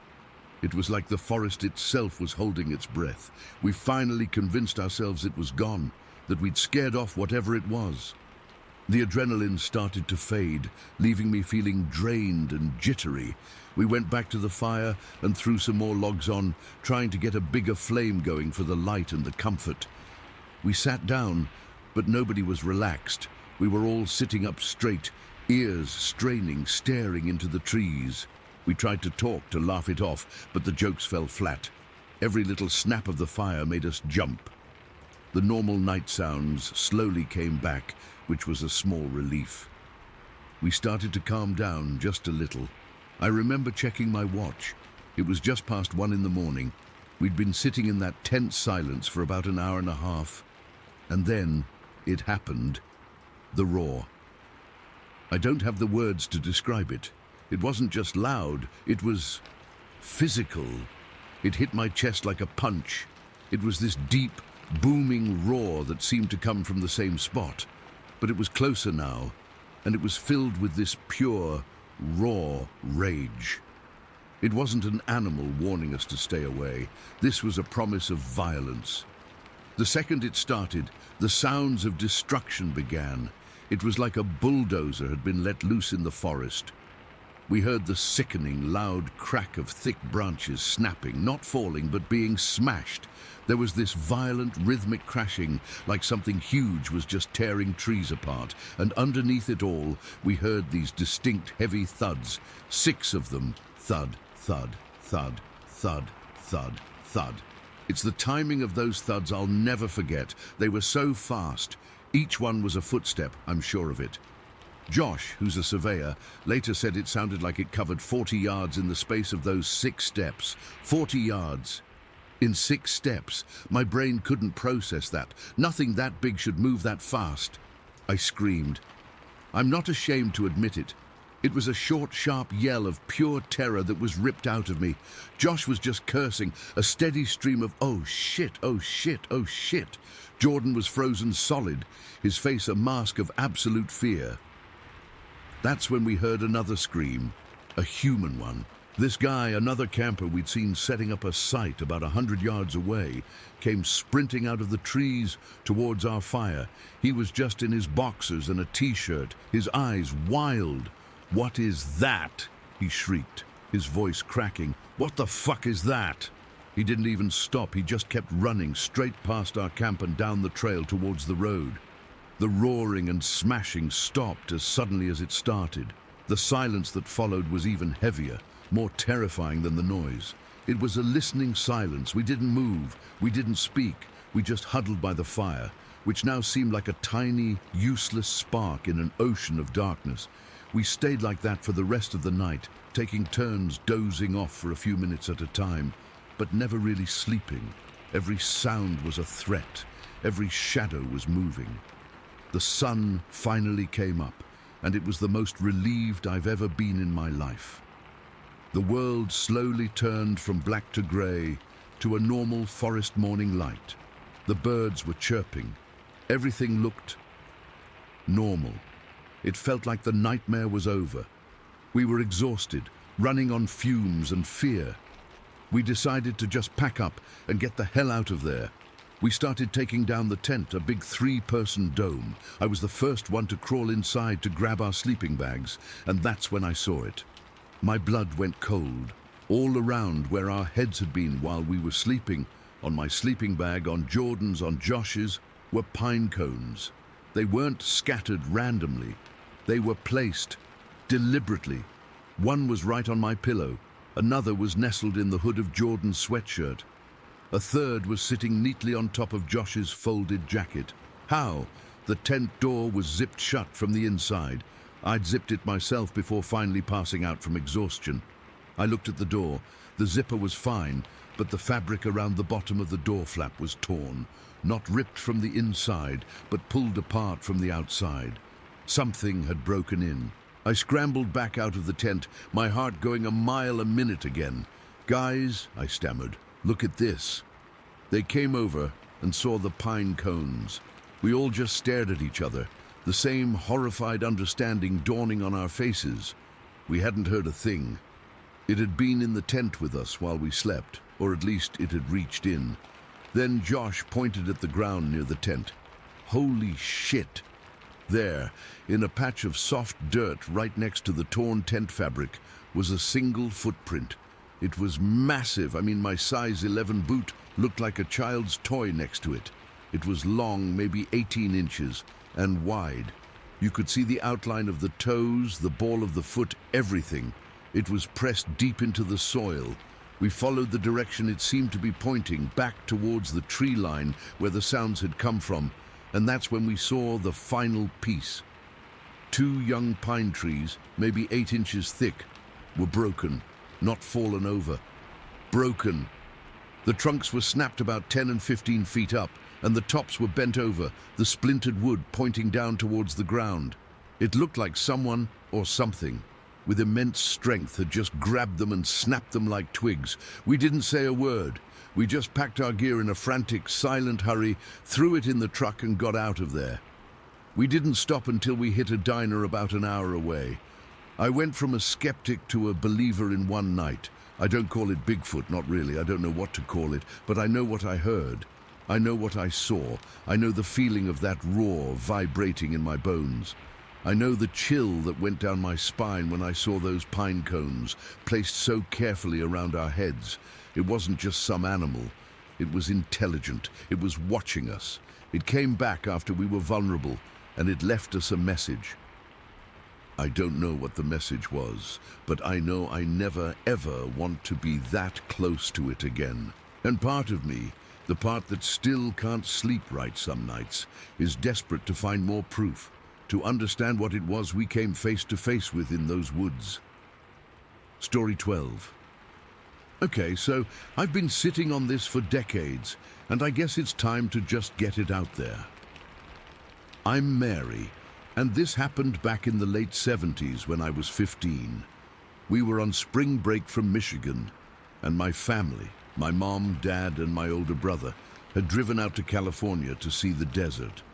We'd started in Palm Springs and decided to take a scenic loop through Joshua Tree. It was supposed to be this fun, easy day trip, you know? Just looking at rocks and cacti and whatever, but it turned into something that still messes with my head when I think about it. That day started out normal enough. It was hot, but not unbearable. The kind of dry heat that makes your skin feel tight. The sky was this clear, endless blue, and the desert stretched out all around us, all browns and tans with those weird, twisty Joshua trees pointing up like they were accusing the sky. We were in our family station wagon, one of those big boat-like things from back then, and my dad was driving while my mom navigated with a paper map. My brother, he was maybe 17 at the time, was in the back with me, already bored and complaining about the heat. Typical family stuff. We'd been driving for a couple of hours, just following this winding road through the park, when my brother suddenly said he really had to pee, like urgently. So my dad pulled over at this random spot where there was a little gravel pull-off next to some massive boulders. It wasn't an official rest area or anything, just a place where the road widened enough to stop. The boulders were huge, like the size of houses, all stacked and jumbled together with crevices and shadows everywhere. My brother hopped out and ducked behind one of the smaller rocks to do his business, and the rest of us stayed in the car for a minute, just stretching and looking around. I remember feeling kind of antsy, like I wanted to get moving again. The silence out there was heavy, not peaceful, but watchful, if that makes sense, like everything was holding its breath. My dad got out to stretch his legs, and he was staring off toward this big formation of boulders a couple 100 feet away. Then he kind of froze and pointed. "What the hell is that?" he said, his voice low and tense. I leaned over to see what he was looking at, and that's when I saw it. There was something peeking out from behind one of the boulders. At first, I thought it was a person, maybe a hiker or something, but it moved wrong. It was ape-like, with this broad, muscular body covered in beige fur that blended right into the desert rock. It was just its head and shoulders visible, and it was peeping out at us, like it was curious or maybe sizing us up. My heart started thumping hard in my chest, and I felt this cold knot form in my stomach. I'd never seen anything like it, not in a zoo, not on TV. This was different. My brother came back from his bathroom break, zipping up his pants, and he followed our gaze. He didn't even say anything at first, just stared. Then he pointed higher up to this crevice in the rocks where the boulders met.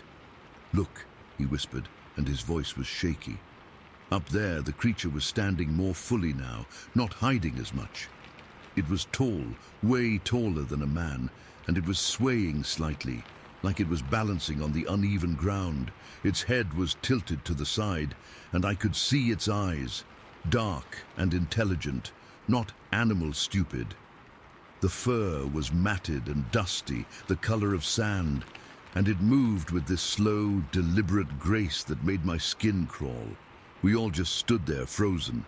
My mom had gotten out of the car by then, and she was clutching my dad's arm. "What is it?" she kept asking, but none of us had an answer. I remember the sun beating down on us, making sweat trickle down my back, but I felt cold inside. The creature didn't make any aggressive moves. It just watched us, swaying and tilting its head like it was trying to figure us out. It was so quiet, except for the wind rustling through the brush, and I could hear my own breathing too loud in my ears. Then, from behind the rock formation, we heard these loud, harsh squawks. They didn't sound like any bird I'd ever heard, more like a cross between a crow and something guttural, deep and raspy. The creature in front of us replied with softer squawks, almost like it was answering. That's when it hit me. They were communicating. There was more than one of them. My dad muttered, "We shouldn't be here." And I felt this overwhelming sense that we were trespassing, like we'd stumbled into someone's home uninvited and we weren't welcome. The air felt thicker, charged with something I can't describe. It wasn't just fear. It was this primal dread, like my body knew we were in danger before my brain caught up. I kept my eyes glued to the creature, and that's when I felt it, a light tap on my shoulder. Not hard, just a gentle poke, like someone trying to get my attention. I spun around expecting to see my brother or one of my parents, but there was no one there, just empty space. My heart leaped into my throat and I whipped back to face the rocks, my hands trembling. "Did anyone touch me?" I asked, but everyone shook their heads, their faces pale. That tap, it was real. I know it was. But there was nothing there. It felt like a warning, like something was telling us to get out. My dad must have felt it too, because he started herding us back toward the car. "Come on, let's go," he said, his voice tight. We moved slowly, not wanting to turn our backs completely on the creature, but as we did, I saw it shift. It stopped swaying and took a step forward, still watching us. Then from behind the rocks, another one of those squawks echoed, and this one sounded closer, more urgent. We scrambled into the car, fumbling with the doors. I was in the back seat, pressed against the window, and I couldn't take my eyes off the boulders. My dad got in and started the engine, his hands shaking so bad he almost dropped the keys. Just as he put the car in drive, we all turned to look back, and that's when the terror really set in. The creature wasn't up in the crevice anymore. It was on the ground, only about 20 yards away, and it was charging at us. Not in a full sprint, but in these weird increments. It would run toward the car for a few steps, then stop dead, like it was testing us. Its movements were powerful and fluid, and I could see its muscles bunching under that beige fur. It was huge, way bigger than I'd thought. And its face. God, its face was almost human, but not, with a heavy brow and this intense, focused expression. It felt like it was studying the car, trying to decide if we were a threat or not. Each time it stopped, it would let out one of those soft squawks, and I could hear an answer from the rocks, like there was a whole group of them. My dad yelled something, I don't even remember what, just a sharp, panicked sound, and he slammed his foot on the gas. The car lurched forward, tires spinning on the gravel. I was thrown back in my seat, and for a second, I thought we were going to crash into the boulders or something, but he got us onto the road and we sped away, the engine roaring. I craned my neck to look out the back window and I saw the creature cross behind our car, moving fast into the opposite terrain. It disappeared into the rocks and brush like it had never been there. Just then, another car passed us going the other way. A sedan with a family inside, I think. They must have seen it too, because the driver slowed down and stared, but we didn't stop. We kept driving, nobody saying a word for what felt like forever. My mom was crying softly, and my brother was just staring out the window, his knuckles white where he gripped the seat. I felt numb, like my body had shut down from the shock. The rest of the drive was a blur. We didn't even finish the scenic loop.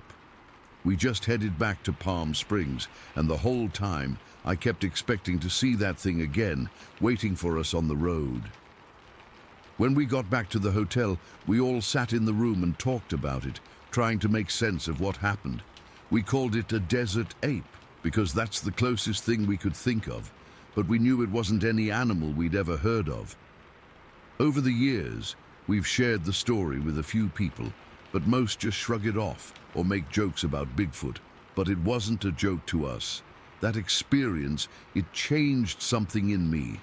I've never been able to explain that tap on my shoulder, or why it felt so intentional, or why the creature charged like that without actually attacking. It's like it was playing with us, or warning us to stay away. Even now, decades later, I have dreams about it sometimes. I'll be back in that desert, feeling that tap, and I'll wake up sweating. We never went back to Joshua Tree after that, and I don't think I ever will. Whatever that thing was, it's out there, and part of me is still afraid it remembers us too. Story 13.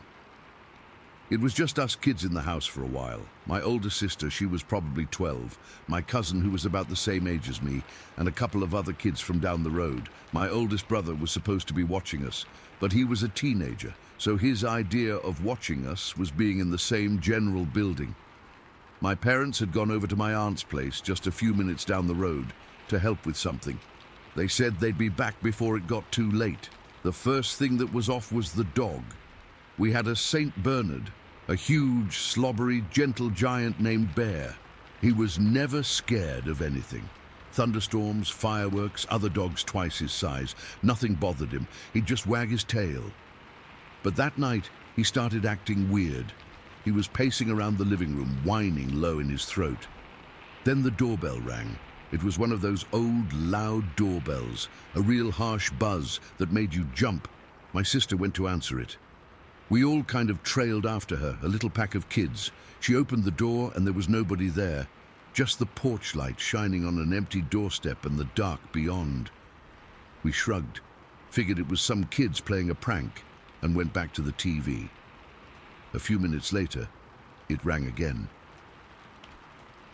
Buzz. This time, my brother went. He yanked the door open faster, like he was going to catch someone. Nothing, just the quiet night. He yelled, "Not funny!" out into the darkness and slammed the door shut. That's when we noticed Bear wasn't just whining anymore. He was crawling, and I mean crawling on his belly, trying to shove himself under an armchair in the corner. A dog that big trying to fit under a small chair. It was impossible. But he was trying so hard, his whole body was trembling, his ears were flat against his head, and he let out this little whimper, like he was begging for the floor to swallow him up. That's when the feeling in the house changed. It wasn't a prank anymore. Something was wrong. My brother told us all to stay in the living room. He was trying to act tough, but his voice was a little too high. The doorbell rang a third time. Buzz. Nobody moved. We all just stared at the door. My heart was thumping in my chest so hard I could feel it in my ears. My brother peered out the little window next to the door, but it was one of those frosted glass ones. You can't really see details. He said he didn't see anyone. The buzzing just hung in the air, and then it was quiet again. But it was a heavy, waiting kind of quiet. My brother decided he was going to go check around the outside of the house. He grabbed a big flashlight from the kitchen. We all crowded around the window, watching the beam of light sweep across the yard. It was a clear night, I remember. A lot of stars, but no moon. The flashlight beam cut through the dark, lighting up the grass, the big oak tree at the edge of the property, the shed. It all looked normal. Then the light stopped on the oak tree. My brother went completely still. The flashlight beam was shaking. He was holding it with both hands, but it was jittering all over the place. He was staring at something near the base of the tree. From the window, we couldn't see what it was. Then he dropped the flashlight. It hit the ground, and the light went out. A second later, the back door slammed open, and my brother burst into the house. He was crying, full on, gasping sobs. His face was white as a sheet. He ran straight past us, didn't say a word, and locked himself in our parents' bedroom. We were just left there, a bunch of little kids, totally terrified, with a dog who was trying to become one with the furniture. We didn't know what to do. We were all too scared to even look out the windows anymore. We just huddled together on the couch. A few minutes later, we heard a car pull up, tires crunching on the gravel real fast. It wasn't my parents' car. It was our neighbor, Mr. Yancey. He lived about a half-mile down the main road.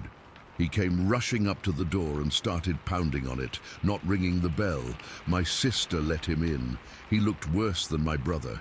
He was a big, tough guy, a logger, always covered in sawdust and smelling like pine. But he was pale and sweating, and his hands were shaking. He was breathing like he'd just run the whole way. He asked if our parents were home, and when my sister said no, he just sank down into a kitchen chair. He told us his truck had broken down on the road right near our turnoff. He said he was sitting there trying to get it started when he started hearing things in the woods beside the road. Not just little animals. He said it was something big. He said it was moving through the trees, keeping pace with the road, just on the other side of the ditch. He said he could hear branches snapping. Then he said it started making this sound. He couldn't really describe it. Not a growl, not a roar. He said it was like a low whooping noise, but choked, like it was coming from something with a throat that wasn't human. That's when he decided to just leave the truck and run to our house, because it was the closest one with lights on. That sealed it. Whatever was out there, it was real. My sister, who was the oldest one still functioning, called my aunt's house. She was crying while she was talking. Soon after, we heard more cars. My uncles showed up. They came in with shotguns, their faces set and serious. They didn't say much to us, just asked Mr. Yancey and my brother what they saw. My brother had calmed down enough to come out of the room. He said he saw something moving around the oak tree. He said it was tall, darker than the shadows around it, and when his flashlight beam hit it, it turned, and he saw its eyes reflect the light. Then it took a step towards him, and that's when he ran. My uncles decided they were going to go outside and look around. They told us all to stay inside, lock the door, and don't open it for anyone but them or our parents. But you know how kids are. We were terrified, but we were also desperate to know what was happening. My sister and my cousin, the one my age, they crept over to the back door, which had a bigger window, to watch my uncles fan out across the yard with their flashlights and guns. I was still on the couch, clutching a pillow, but I had a view of the back door. I saw my sister and cousin standing there, peering out. Then, at the exact same time, they both froze. My sister let out this tiny, choked gasp, like all the air had been sucked out of her. My cousin just stared, his mouth hanging open. Then they both screamed and scrambled away from the door, falling over each other to get back to the couch. They were crying, talking over each other to get back to the couch. They were crying, talking over each other to get back to the couch. They were crying, talking over each other to get back to the couch. They were crying, talking over each other to get back to the couch. They were crying, talking over each other to get back to the couch. They were crying, talking over each other to get back to the couch. They were crying, talking over each other to get back to the couch. They were crying, talking over each other to get back to the couch. They were crying, talking over each other to get back to the couch. They were crying, talking over each other to get back to the couch. They were crying, talking over each other to get back to the couch. They were crying, talking over each other to get back to the couch. They were crying, talking over each other to get back to the couch. They were crying, talking over each other to get back to the couch. They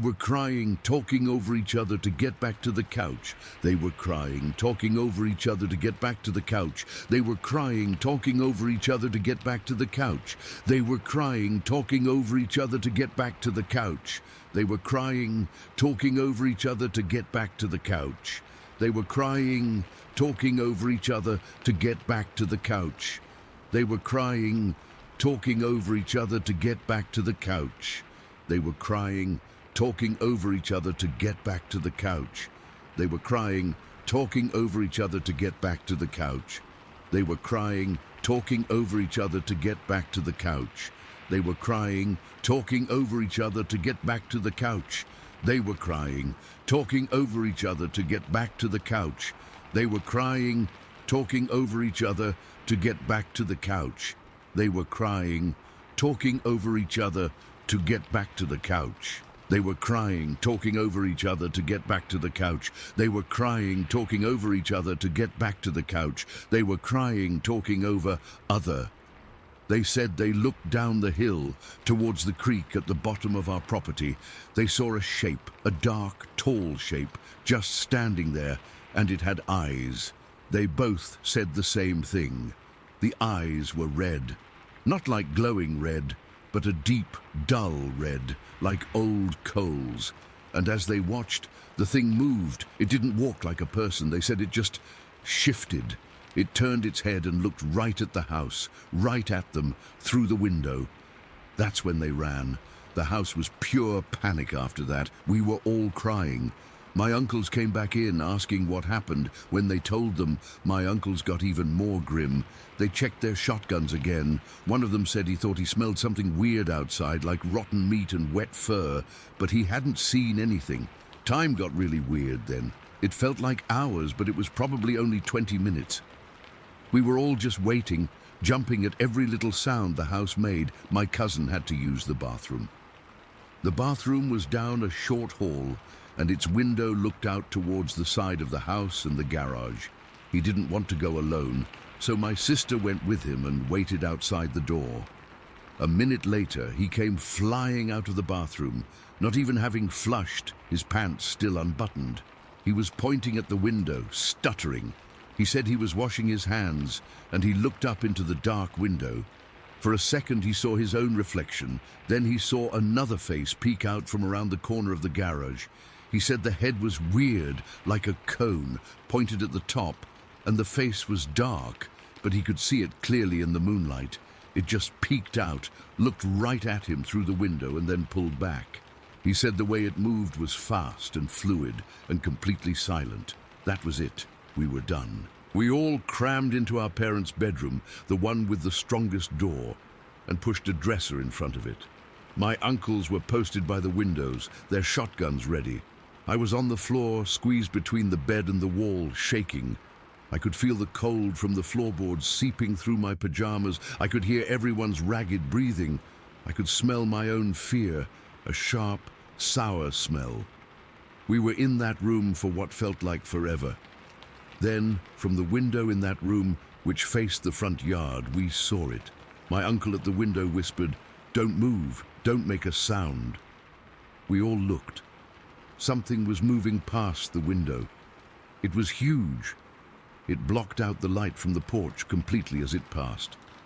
It was just a massive, dark silhouette. I couldn't make out arms or legs or a head. It was just this great, hulking shape of pure blackness, moving from one side of the window to the other.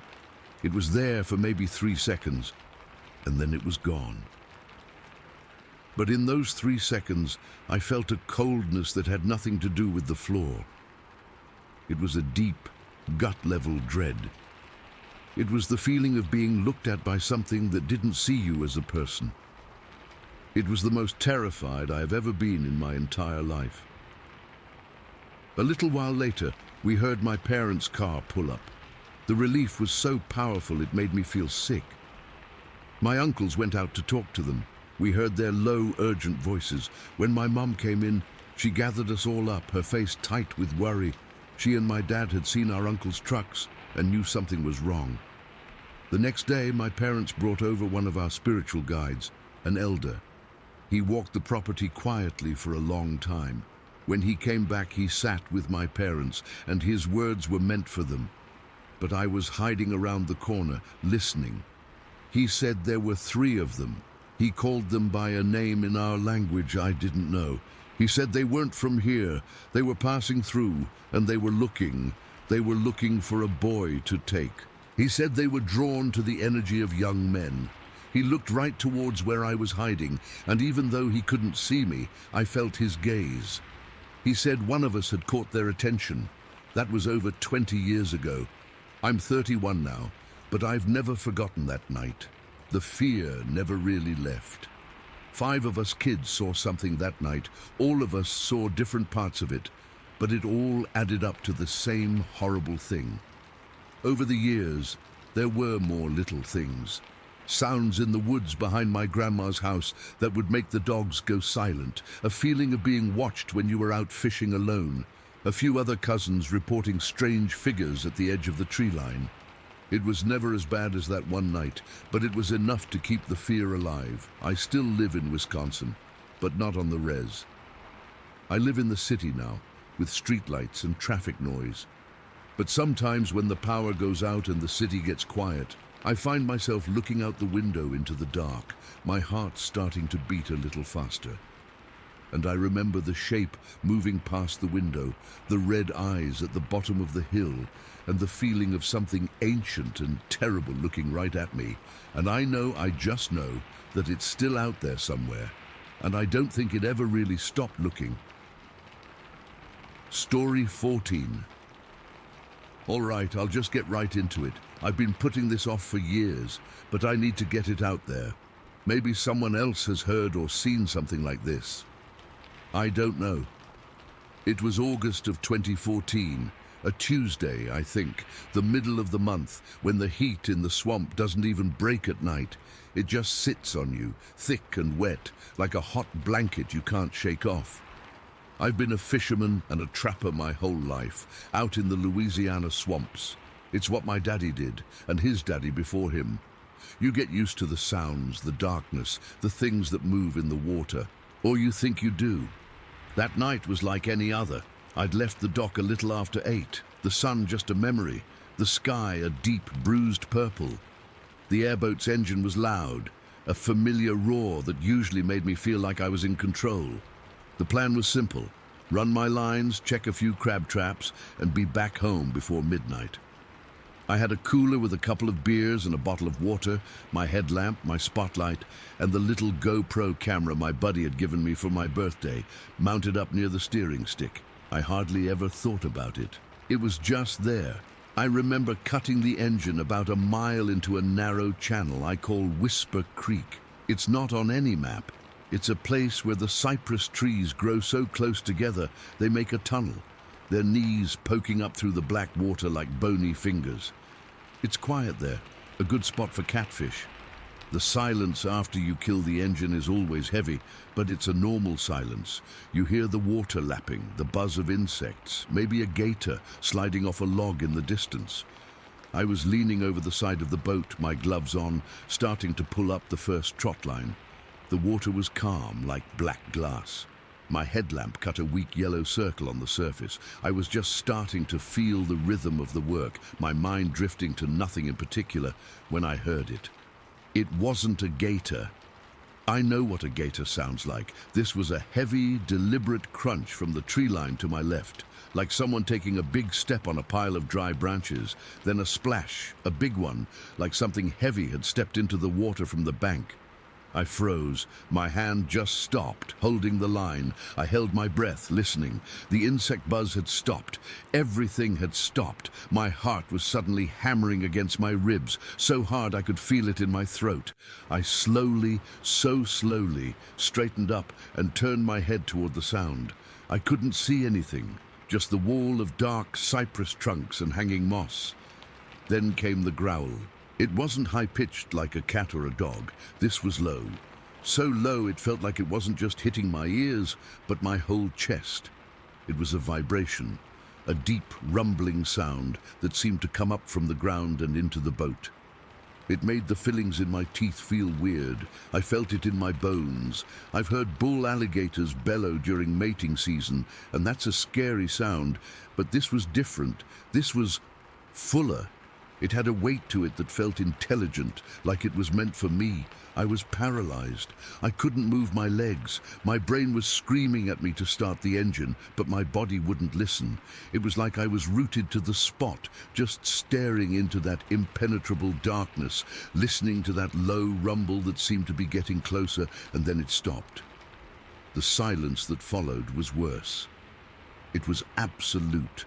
No frogs, no bugs, no nothing. It was the quietest I have ever heard the swamp, before or since. It was a dead quiet, a waiting quiet. That's when the howl started. It began low, a continuation of that growl, but then it ripped upwards into this piercing, shrieking high note that felt like it was tearing the air apart. It was ungodly loud, echoing off the water and the trees, coming from everywhere at once. It wasn't a wolf, it wasn't a coyote. I've never heard anything like it.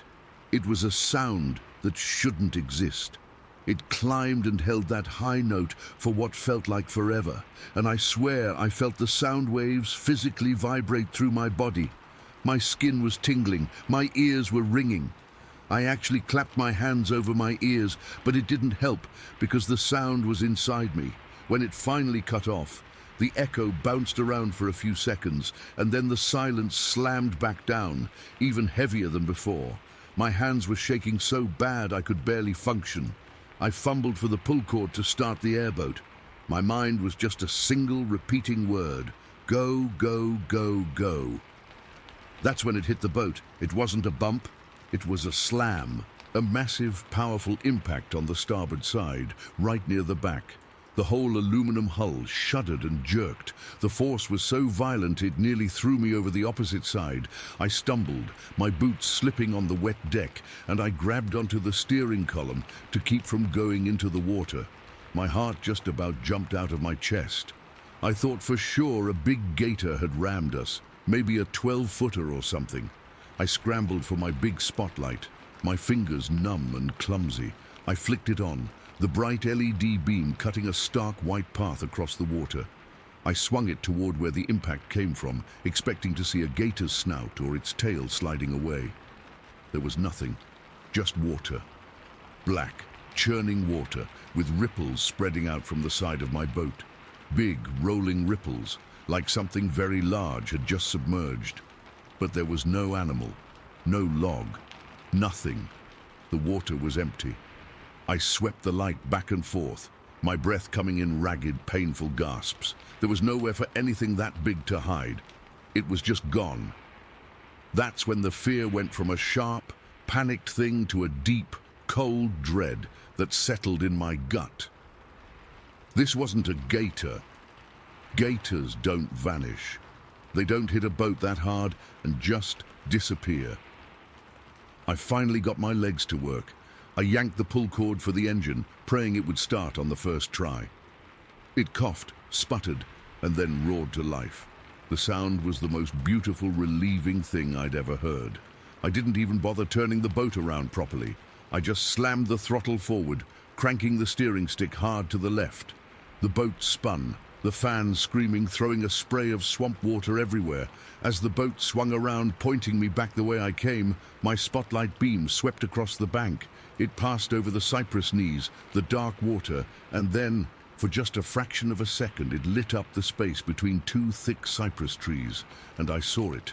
It was tall, so damn tall. It had to be 8 feet, maybe more. It was just standing there, half hidden behind one of the trunks.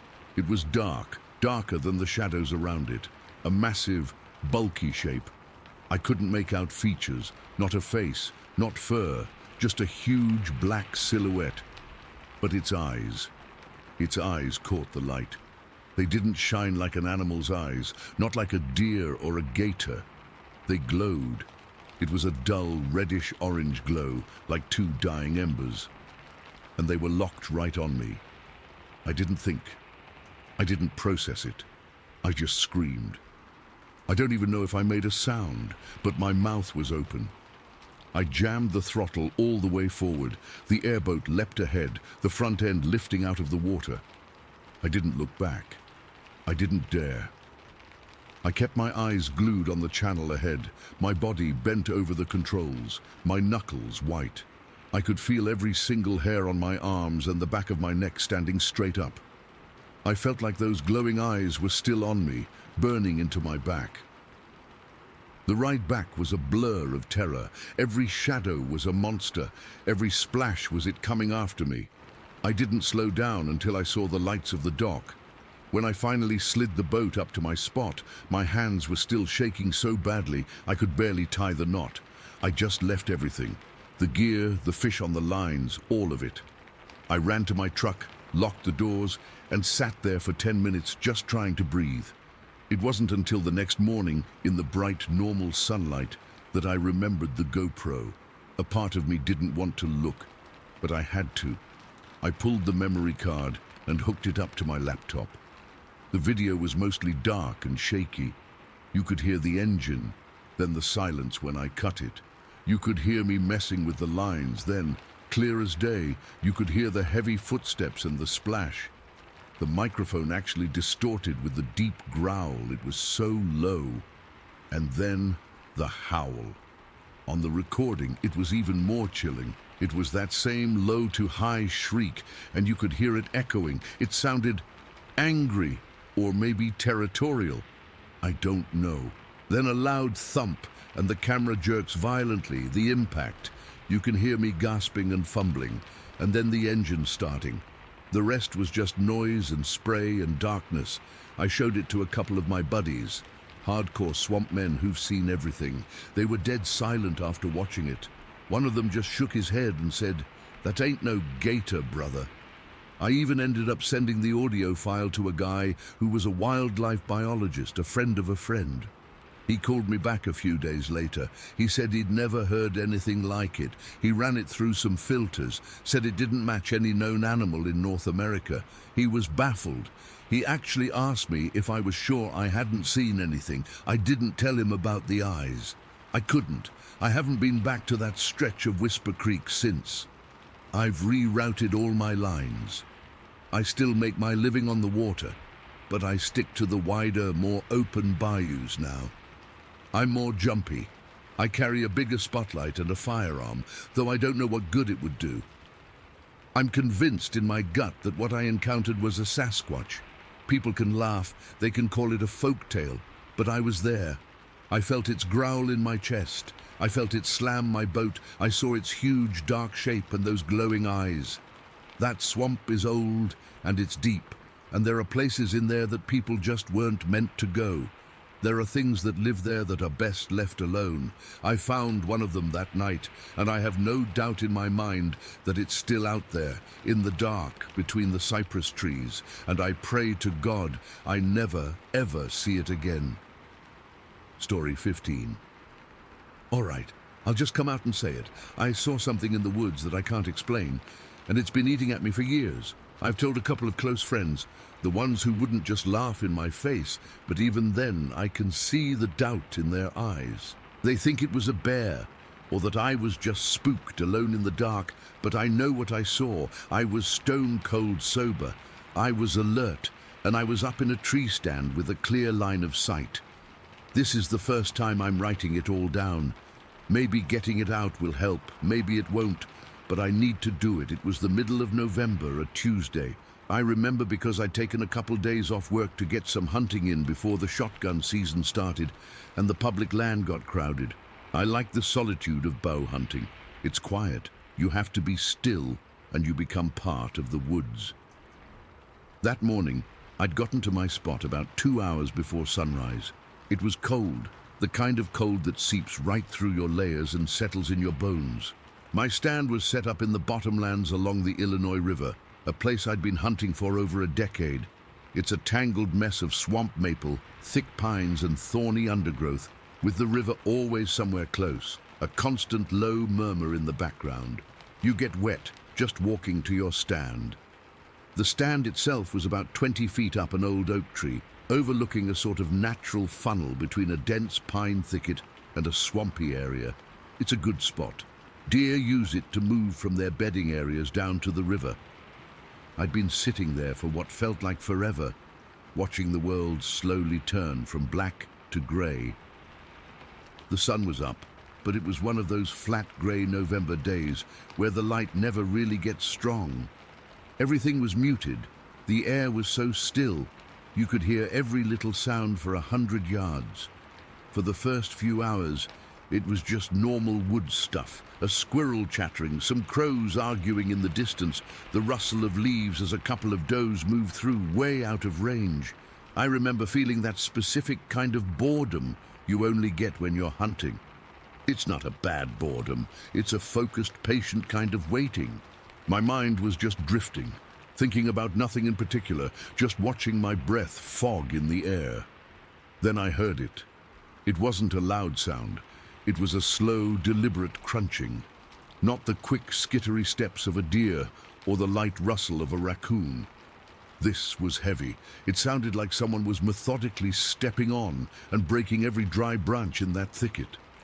The sound was coming from my left, from the south, from inside that wall of pines about 40 yards away. At first I thought, okay, big buck, a real bruiser, moving slow. My heart picked up a little. I slowly shifted my grip on my bow, my fingers going numb from the cold and the tension. I stared into that thicket, trying to pick out a shape, an antler, anything. The pines were so dense it was like looking into a dark green curtain. The sound kept coming, steady. Crunch, pause, crunch. Pause. It was moving from south to north, parallel to my position. It was taking its time. Then a patch of shadows in the thicket seemed to detach itself and move. My brain tried to process it. It was tall, really tall, and it was walking upright. Not hunched over like a bear on its hind legs, but walking with a smooth, natural stride. My first stupid thought was, is there another hunter in there, in full ghillie suit? But that made no sense. No one would be crawling through that nightmare of thorns and water, and no one is that big. It stepped into a slightly clearer patch, a narrow gap between two large pines, and that's when I got a real look at the outline. It was probably 7 feet tall, maybe a bit more. Its body was massive through the chest and midsection, like a powerlifter or a gorilla, just solid. It was covered in hair, a dark, shaggy brown that was almost black in the dim light. I didn't see a face, not clearly. It was turned partly away from me, and the shadows and the hair hid its features. But I saw the shape of its head, blocky, set on a thick neck. Its arms were long, swinging slightly as it walked. The gait is what stuck with me. It wasn't clumsy, it wasn't a lurch. It was fluid, powerful, like it owned the ground it was walking on. It moved through that tangled mess like it wasn't even there, its feet finding solid ground where I knew there was just mud and water. I stopped breathing. I'm not exaggerating. I literally forgot to breathe. My body went rigid, every muscle locked up. I was frozen in my stand, my back pressed against the rough bark of the oak tree. This wasn't excitement anymore. This was a deep, primal fear, the kind that starts in your gut and floods your whole system with ice water. This was wrong. This was something that wasn't supposed to be. It didn't look at me. It didn't make a sound. It just kept walking, its focus straight ahead, like it had a destination. It was in my view for maybe 20 seconds total. 20 seconds that felt like an hour. I watched it take maybe 8 or 10 of those smooth, steady strides, and then it moved behind another cluster of pines and just melted back into the shadows. The crunching sounds continued for a few more seconds, growing fainter, heading north toward the river, and then they stopped. Silence. The woods had gone dead quiet. The squirrel had shut up. The crows were gone. It was like someone had thrown a soundproof blanket over everything. The only thing I could hear was the frantic hammering of my own heart in my ears. It was so loud I was convinced the thing must be able to hear it. My mind was racing, trying to catch up, trying to find a logical box to put this in. Bear. It has to be a bear. But I've seen black bears. They don't walk like that. Their back legs are built different. They have a sway, a roll to their walk. This thing moved like a man, a huge, impossibly broad man covered in hair, and the silence. It didn't grunt, it didn't sniff the air. It was just silent. A predator is noisy. It snuffles, it breaks branches, it communicates. This thing was a ghost. I stayed frozen in my stand. I didn't move a muscle for what felt like an eternity. I was terrified that if I moved, if I so much as shifted my weight, it would hear me, that it would know I was there. And the thought of it knowing I was there, of it turning those hidden features toward me, was more terrifying than anything I'd ever felt. I looked down at my bow. It felt like a toy, a stupid, useless piece of fiberglass and string. What was I going to do? Shoot it? The idea was laughable. It would be like throwing a pebble at a truck. Time got weird. I don't know how long I sat there just listening. The normal sounds of the woods slowly started to trickle back in. A bird chirped tentatively. I heard the distant quack of a duck on the river. But the silence right around me felt heavy, oppressive. It felt like the woods themselves were holding their breath. I started to notice little things, physical sensations that were just burned into my memory. The way the cold metal of the stand felt against my thigh, even through my insulated pants. The ache in my fingers from gripping my bow too tight. The taste of adrenaline, coppery and sharp, in the back of my throat. The smell of damp earth and decay, which had been comforting before, now smelled like a grave. My eyes were glued to the spot where it had disappeared. Every shifting shadow, every rustling leaf made my heart jump into my throat. I kept expecting it to come back. I kept expecting to see it step out of the pines and look right at me. I must have sat there for another 2 hours. The sun got a little higher, but the day stayed grey and cold. I never saw another deer. Nothing moved through that funnel. It was as if every other animal had vacated the area. Finally, the fear of being in that tree when it got dark again outweighed the fear of moving. I had to get down. I had to get out of there. The process of climbing down from that stand was the most terrifying part of the whole day. Every creak of the metal steps sounded like a gunshot. I was making so much noise. I was sure I was announcing my presence to everything within a mile. My legs were shaking so bad, I could barely control them. I kept looking over my shoulder, my head on a swivel, expecting to see that dark shape standing at the edge of the trees watching me. When my boots finally hit the soggy ground, I didn't even pause. I didn't bother to gather my gear quietly. I just started walking fast, back toward my truck, which was almost a mile away. I didn't run. Something in my head told me not to run. Running is what prey does. But I walked as fast as I could without breaking into a jog, my senses screaming, my skin crawling. Every stump looked like a crouching figure. Every low-hanging branch felt like a hand about to touch my shoulder. That walk out was a nightmare.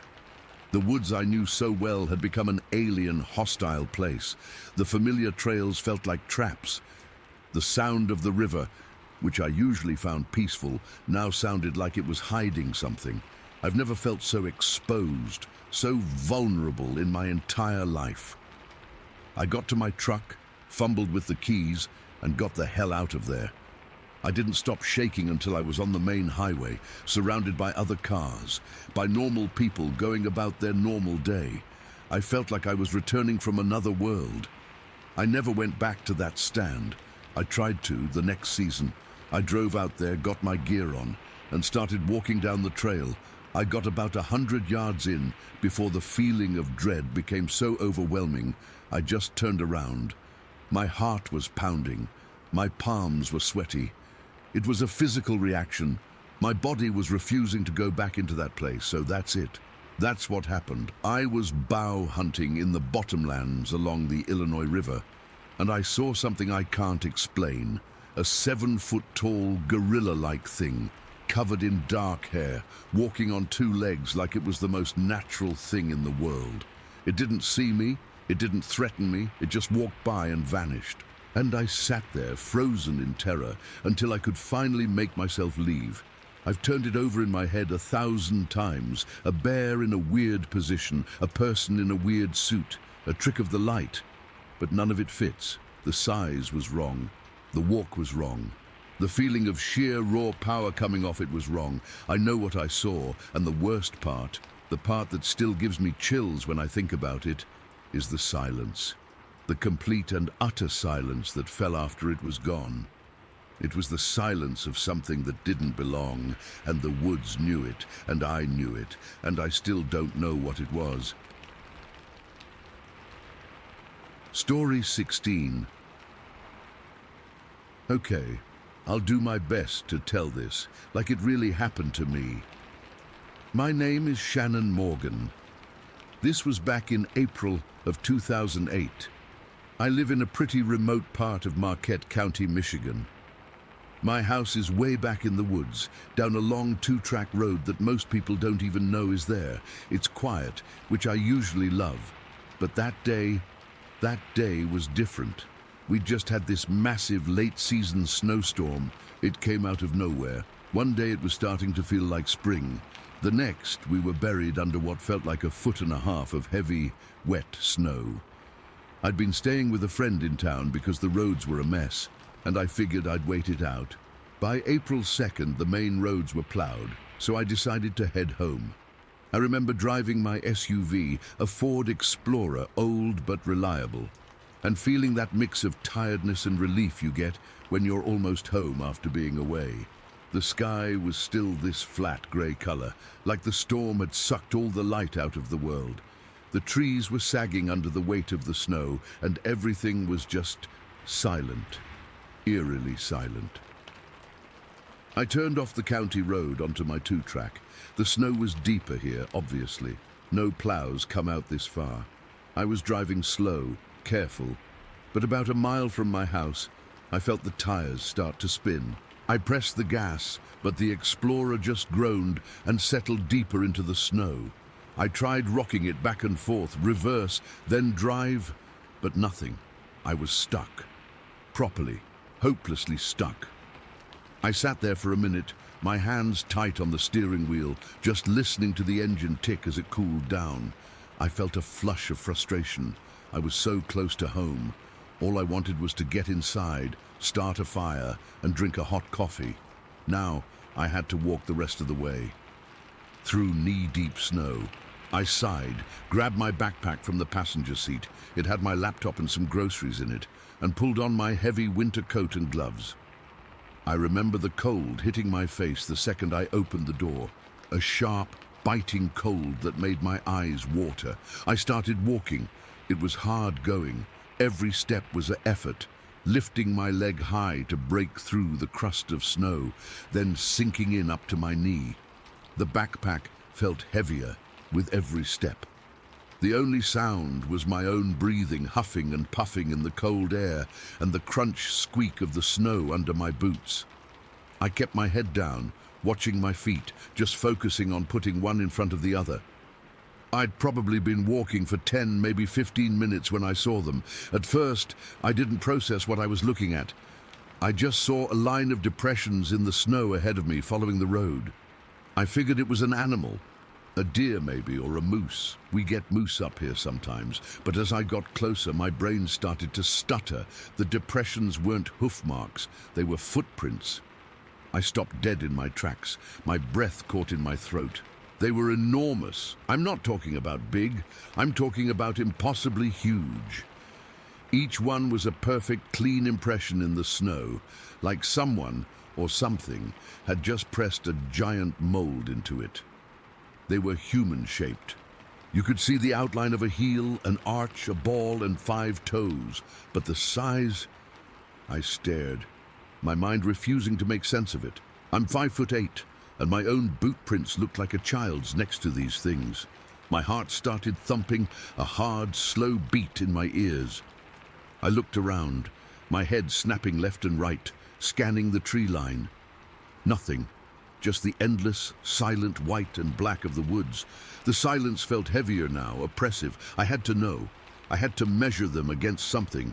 I took a hesitant step forward, my own boots sinking with a soft crunch that sounded way too loud. I shuffled up to the nearest print. I put my boot right next to it. My boot was maybe 10, 11 inches long. This print, it stretched way past my boot. I'd guess it was a solid 15 inches long and wide. My God, it was wide, at least 8 inches across the ball of the foot.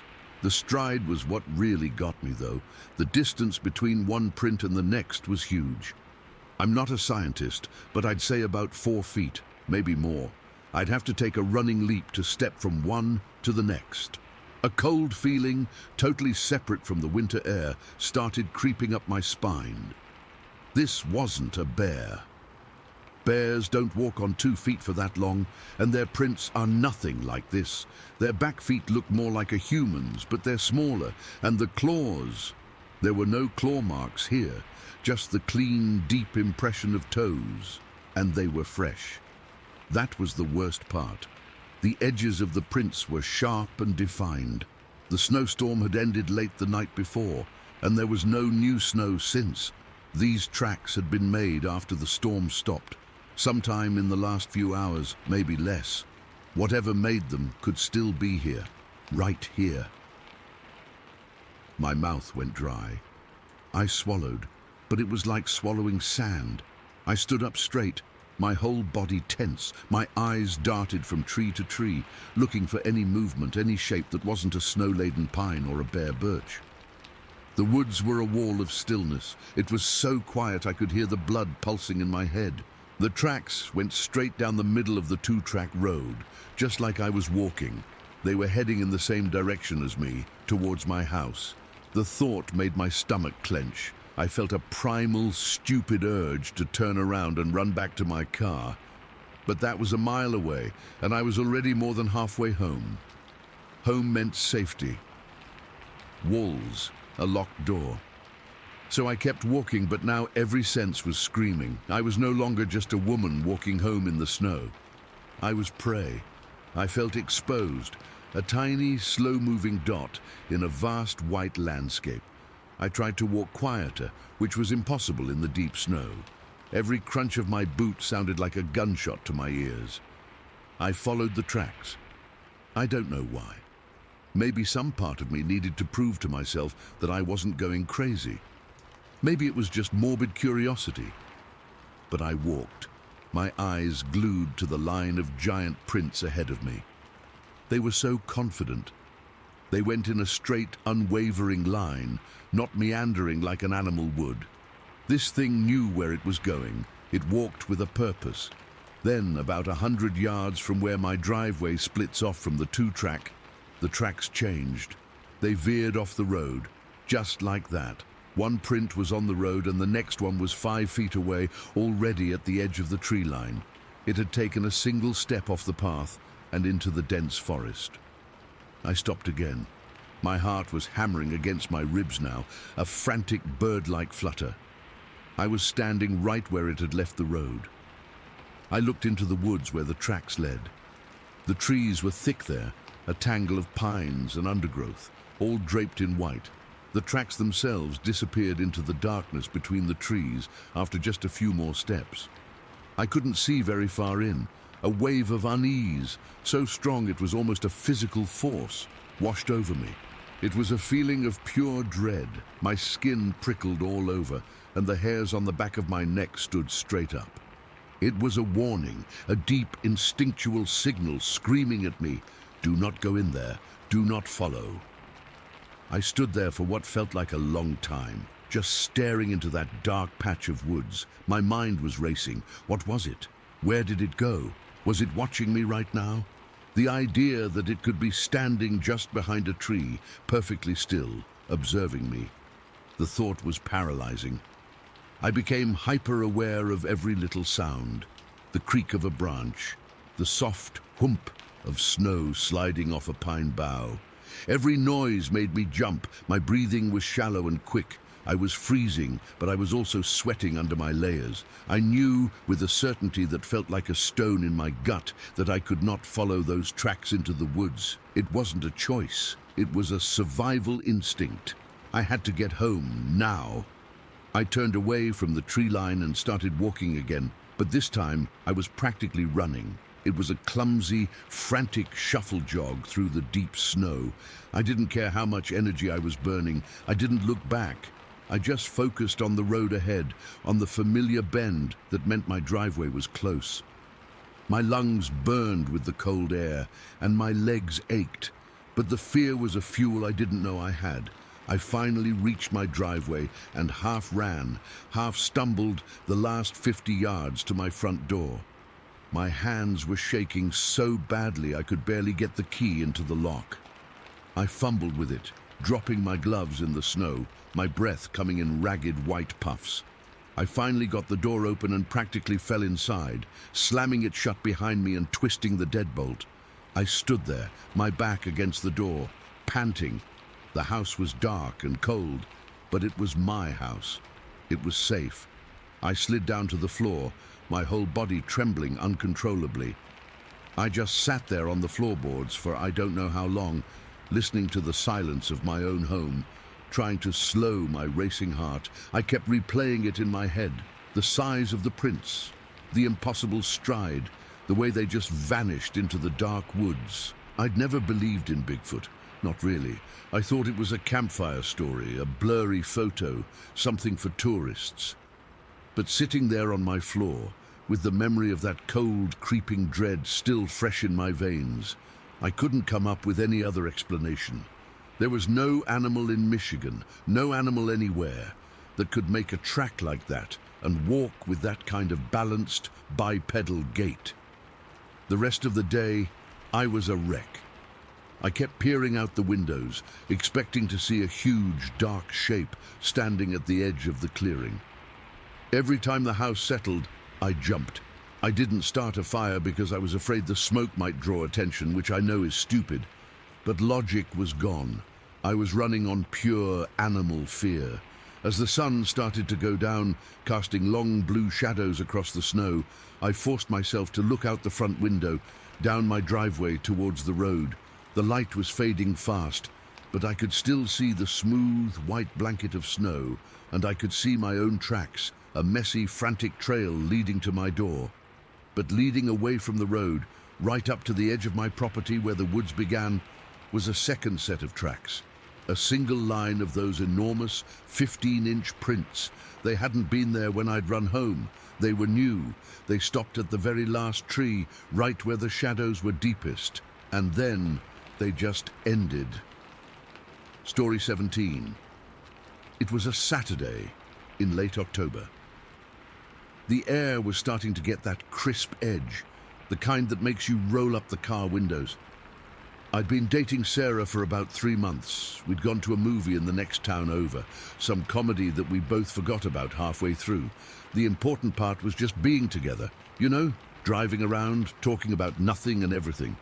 We were just kids, really, seniors in high school, feeling grown with our own cars and a little freedom.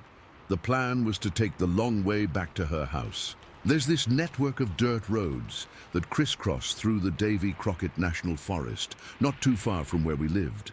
They're logging roads mostly, used by trucks during the day, but completely deserted at night. We'd driven them before. It was our spot, a place to be alone, to talk without our parents or friends listening in. I turned off the paved county road onto one of these dirt tracks. My headlights cut 2 shaky cones through the absolute blackness. There are no streetlights out there, no houses. Once you're a mile in, the only light comes from the moon and your own car. The trees press in on both sides, a solid wall of pine and oak. That night, the moon was just a sliver, so the darkness felt heavier than usual. I remember driving slowly, the tires crunching on the gravel, the dust kicking up behind us in a cloud. We were talking about some party happening next weekend, normal stuff. I had one hand on the wheel and my other arm resting on the center console, my fingers laced with Sarah's. It was peaceful. Then, about 10 minutes down this particular road, I got this feeling. It's hard to describe, but if you've ever felt it, you know. It's a primal thing. The hair on my arms stood up. The back of my neck got tight. I felt watched. Not like someone was glancing at me, but like something was studying me, focusing on me with a deep, intense concentration. I slowed the car to a crawl. "You okay?" Sarah asked, noticing the change in my mood. "Yeah," I said, but my voice was tighter than I meant it to be. "Just feels weird out here tonight." She laughed a little, a nervous sound. "It's always weird out here. It's the middle of nowhere." I didn't answer. I was scanning the woods, my eyes trying to pierce the darkness between the trees. My headlights only showed so much. The ditch on the side of the road, the first few feet of undergrowth, then nothing, a solid wall of shadow. That's when I saw it. To my left, on Sarah's side of the car, maybe 20 feet into the woods, there was a shape. It was hunched down, low to the ground, but even crouching, it was huge. It was just a deeper blackness in the black, a solid mass. My brain tried to make it a stump, a bush, a trick of the light, but it was moving. It was shifting its weight, and it was looking at us. "Sarah," I whispered, my throat dry. "Don't move." Her head snapped to the left, following my gaze. She let out a small, choked gasp. I brought the car to a complete stop. I don't know why I stopped. Fear, maybe. Curiosity. My heart was hammering against my ribs so hard I could feel it in my ears. The engine was idling, a low rumble that suddenly felt too loud. The shape stood up. It uncoiled from its crouch, and it was massive. I'm 6 feet tall, and this thing had to be 7.5, maybe 8 feet. It was built like a powerlifter, with these immense rounded shoulders that sloped down with no discernible neck. Its head just seemed to sit right on top of its torso. It was covered in hair, but it wasn't fur like a bear. It was long, shaggy, and matted, a dark brownish black that seemed to absorb the little light there was. But the worst part was its eyes. They weren't reflecting the headlights like an animal's eyes would. They glowed, this pale, sickly yellow, like old candle flame. There was no pupil, no white, just two flat, luminous discs set deep in a heavy-browed face, and they were fixed directly on me. It was only 6 feet away from my driver's side window. It had closed the distance from the tree line without making a sound. 1 second it was 20 feet away. The next it was right there, peering into the car. The sheer size of it blocked out the world. I could smell it too, a thick, heavy odor, like a wet dog that had been rolling in rot and dirt. It was a physical presence, that smell, coating the inside of my mouth and the back of my throat. Time stopped. I was frozen, my hands locked on the steering wheel, my foot hovering between the brake and the gas. I could see every detail, the way the muscles in its shoulders and arms bunched under the thick hair, the way its head was tilted just slightly, like it was puzzling us out. Those yellow eyes didn't blink, they just stared, with an intelligence that was utterly terrifying. This wasn't a dumb animal, this was something that was thinking, assessing. Then Sarah screamed. It wasn't a movie scream. It was a raw, terrified, guttural shriek that tore out of her. It was the sound of pure, unadulterated panic. The sound broke the spell. My body took over. My right foot slammed down on the gas pedal. The car, an old V6 Mustang, roared and the tires spun, spitting gravel everywhere. The back end fishtailed wildly before the tires caught, and we shot forward. I didn't look back. I couldn't.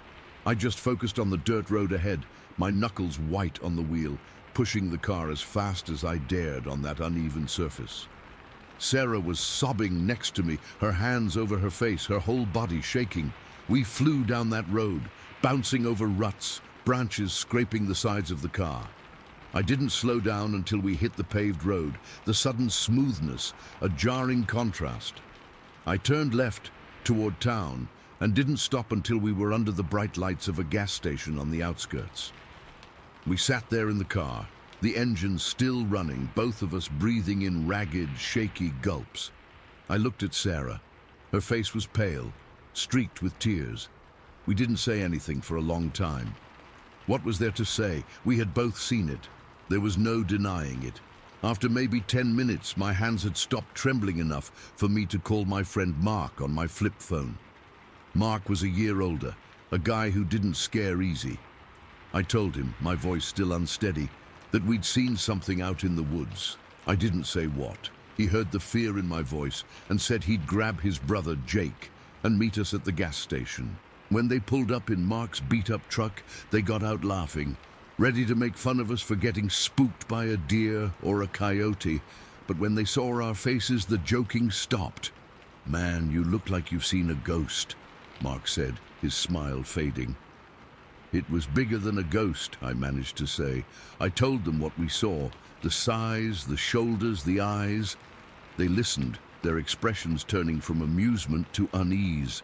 Jake, who was into hunting and knew the woods better than anyone, was the one who said it. "Sounds like you saw a Bigfoot." We all went quiet. It was the word nobody wanted to say. It sounded ridiculous, but it also fit. I don't know what came over me then.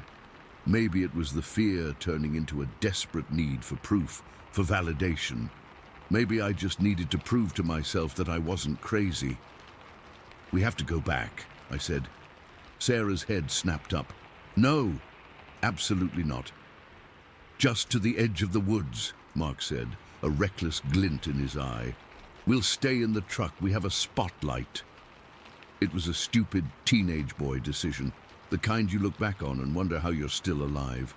But 20 minutes later, the four of us were crammed into the cab of Mark's truck, rolling slowly back down that paved road toward the turnoff for the dirt track. The mood was completely different now, tense, silent. Mark turned onto the dirt road and stopped just a few yards in, keeping the truck pointed back the way we came, ready for a quick escape. He killed the headlights, leaving us in darkness. Jake manned the handheld spotlight, a powerful halogen beam he used for hog hunting. He swept the light across the tree line. The beam cut through the darkness, illuminating trunks, leaves, and deep shifting shadows. For a minute, nothing, just the silent, sleeping woods. Then Jake stopped moving the light. He had it trained on a spot about 50 yards into the forest. "It's there," he whispered, his voice tight. We all saw it. It was standing behind a large pine tree, using the trunk to hide most of its body. But we could see one massive, hairy arm wrapped around the trunk, and one of those pale yellow eyes peering out from behind the bark. It was watching us. Mark threw the truck into reverse and started backing up slowly, keeping us facing the woods. Jake kept the spotlight on it, and then it moved. It stepped out from behind the tree, and it was even bigger than I remembered. It stood there, fully exposed in the bright beam of the spotlight, and it didn't run. It didn't roar. It just watched us. Then it did something that chilled my blood more than any charge ever could. It started to mimic us. As Mark slowly reversed the truck, the creature took a slow, deliberate step backward, deeper into the woods, keeping pace with our movement. When Jake shifted the spotlight slightly to the left, the creature tilted its head to the left in perfect sync. It was studying us, copying us, like we were some strange new species it was trying to understand. The intelligence in that gesture was horrifying. It was playing with us. "Go, Mark! Go!" Jake yelled, his voice cracking with panic. Mark slammed the truck into drive and punched the gas. We shot forward onto the paved road. I looked back, out the rear window, and for a split second, I saw it. It had come to the very edge of the tree line, standing at the ditch, those two yellow pinpricks burning in the night, watching us flee. We didn't stop until we were back at the gas station. We sat in the truck, nobody speaking. The only sound our heavy breathing and the ticking of the cooling engine. The bravado was gone. We were all just scared kids. We made a pact not to talk about it. What were we going to say? Who would believe us? But word gets around in a small high school. A whispered story here, a rumor there. People would look at us differently in the hallways. Some would ask questions, their eyes wide with a mix of skepticism and fascination. Most just thought we were lying or crazy. Sarah and I never really talked about it again after that night. It was like an unspoken agreement. To talk about it was to relive it, to bring that suffocating terror back to the surface. We broke up a few months later for unrelated reasons, but I always wondered if that shared horror was a wall between us that we could never break down. The terror of its proximity is what stuck with me. The feeling of those yellow eyes on me. The knowledge that it was only 6 feet away, separated by nothing but a pane of glass. The intelligence in its mimicry. It wasn't just a monster, it was a presence. A thing that knew what it was doing. I'm in my 30s now. I have a job, a family. I live in a city with streetlights on every corner. But sometimes, on a quiet night when the wind is blowing just right, I catch a scent on the air that reminds me of that night. Damp earth and something else, something wild and ancient, and I'll find myself looking out into the dark spaces between the trees, my heart starting to beat just a little bit faster, wondering if it's still out there, wondering if it's still watching. Story 18. Okay, I'm just gonna type this out. I don't know if anyone will believe me, and honestly, I don't even care anymore. I just need to get it out of my head. It's been stuck in there, replaying over and over for weeks now. My hands are still a little shaky thinking about it. It was a Tuesday afternoon, late September. The air had that first real bite of autumn, the kind that makes you glad you wore a jacket. I'd had a crap day at work, just one of those days where everything annoys you, and my usual fix for that is to go for a walk. Not a stroll through the neighborhood, but a proper walk. Out in the woods where you can't hear any traffic. My go-to spot is Lake White, up in Ohio. It's not some remote wilderness. There are houses maybe a half mile, 3/4 of a mile to the south, but the north side of the lake feels a world away. The trees get thick and the trails are less maintained. It feels wilder, so I parked my car at the usual pull-off, the one just past the last cluster of mailboxes, and headed in. The plan was just to do the big loop, maybe an hour and a half, clear my head, and go home. I remember the sound of my boots on the gravel path, the way the leaves were just starting to turn, little splashes of yellow and red against the deep green. It was quiet, the good kind of quiet. I was about 25 minutes into the walk, on a part of the trail that runs close to the water's edge. The lake was on my left, dark and still, and on my right was just a wall of trees, ferns, and that tangled undergrowth you get in Ohio woods. I was just walking, not really thinking about anything, just feeling the crunch under my feet and the cool air on my face. That's when I saw it. It wasn't a noise first, it was a movement, a flicker in my peripheral vision off to the right, deep in the trees. I stopped dead. My first thought was, deer, it's always a deer. You see them out here all the time. I stood still, trying to peer into the shadows between the trunks, my eyes straining to pick out the shape, and then I saw it again. This wasn't a deer, it was tall, so damn tall, and it was moving, but not like any animal I've ever seen. It was fluid. It stepped from behind one thick oak tree to another, and the motion was just smooth. No clumsiness, no rustling. It was a controlled, powerful glide. My brain was struggling to file it away. A person in a fur suit? No, that was stupid. The scale was all wrong. This thing had to be 7.5 feet tall if it was an inch, and its shoulders were impossibly broad, like a linebacker. My heart, which had been thumping a steady rhythm from the walk, just seized up. It felt like a cold fist had closed around it. This is a younger one, I remember thinking, the thought arriving in my head, fully formed and insane. I don't know why I thought that. Maybe because it wasn't the hulking 8-foot monster you see in drawings. It was still massive, don't get me wrong, but its build was more athletic, lean but packed with muscle. It had a human-like shape, 2 arms, 2 legs, but it was all wrong, covered in what looked like short, dark, brownish-black hair. I didn't scream. I didn't even breathe. I just crouched down, my knees cracking way too loudly in the silence. I was trying to make myself small, to get a better look from a lower angle, to hide. It was a stupid, instinctive thing to do, as if crouching would make me invisible to this thing. From my lower position, I could see its legs. They were thick, powerful, and it was standing on its feet, not on its toes like a bear. It took another step, and I saw its foot press into the soft, damp earth. It was quiet, preternaturally quiet. Its steps were precise, like it knew exactly where to place its weight to avoid snapping a single twig. Then it stopped behind another tree, a big pine this time. Only part of its back and its shoulder was visible. I could see the muscles moving under the hair. I was frozen. My mind was just a screaming blank. This can't be real. This can't be happening. I'm looking at Bigfoot. The words echoed in my head, ridiculous and terrifying at the same time. This wasn't a TV show. This was here, now. And then it moved its head. It peeked out from behind the tree. It wasn't a slow, dramatic movie peek. It was a quick, intelligent motion. Its head turned and its eyes, oh God, its eyes, locked directly onto mine. The world just stopped. Its eyes were a deep, intelligent brown, and they weren't blank or animalistic.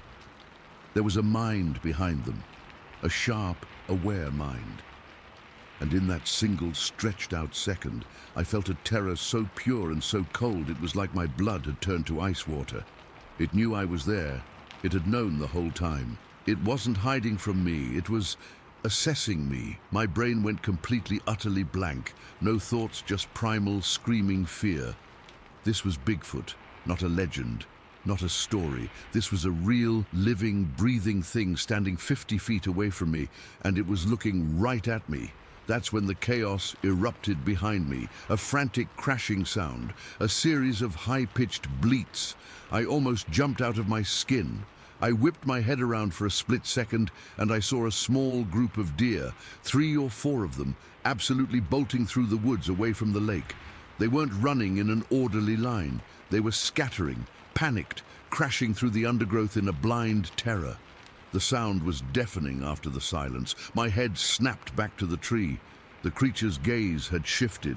It was now looking past me, in the direction the deer had fled, and its expression, it changed. It wasn't looking at me with curiosity or threat anymore. There was a flicker of what I can only describe as intense focus, maybe even frustration. And in that moment, the whole situation clicked into a horrifyingly clear picture in my head. It hadn't been stalking me. I had just been in the way. It had been hunting the deer. My presence, my stupid, noisy walk through its woods, had spooked its prey right before it could make its move. The deer had bolted because they had finally caught its scent or seen its movement. I had messed up its hunt. The creature looked back at me. It was only for a second, but the look was different now. It was a dismissive look, almost annoyed. Then it moved. It didn't run. It didn't crash away. It turned its body with that same eerie, fluid grace I'd seen before. The movement was controlled, powerful, and utterly silent. It was like watching a martial artist perform a form. Every motion had purpose, no energy wasted.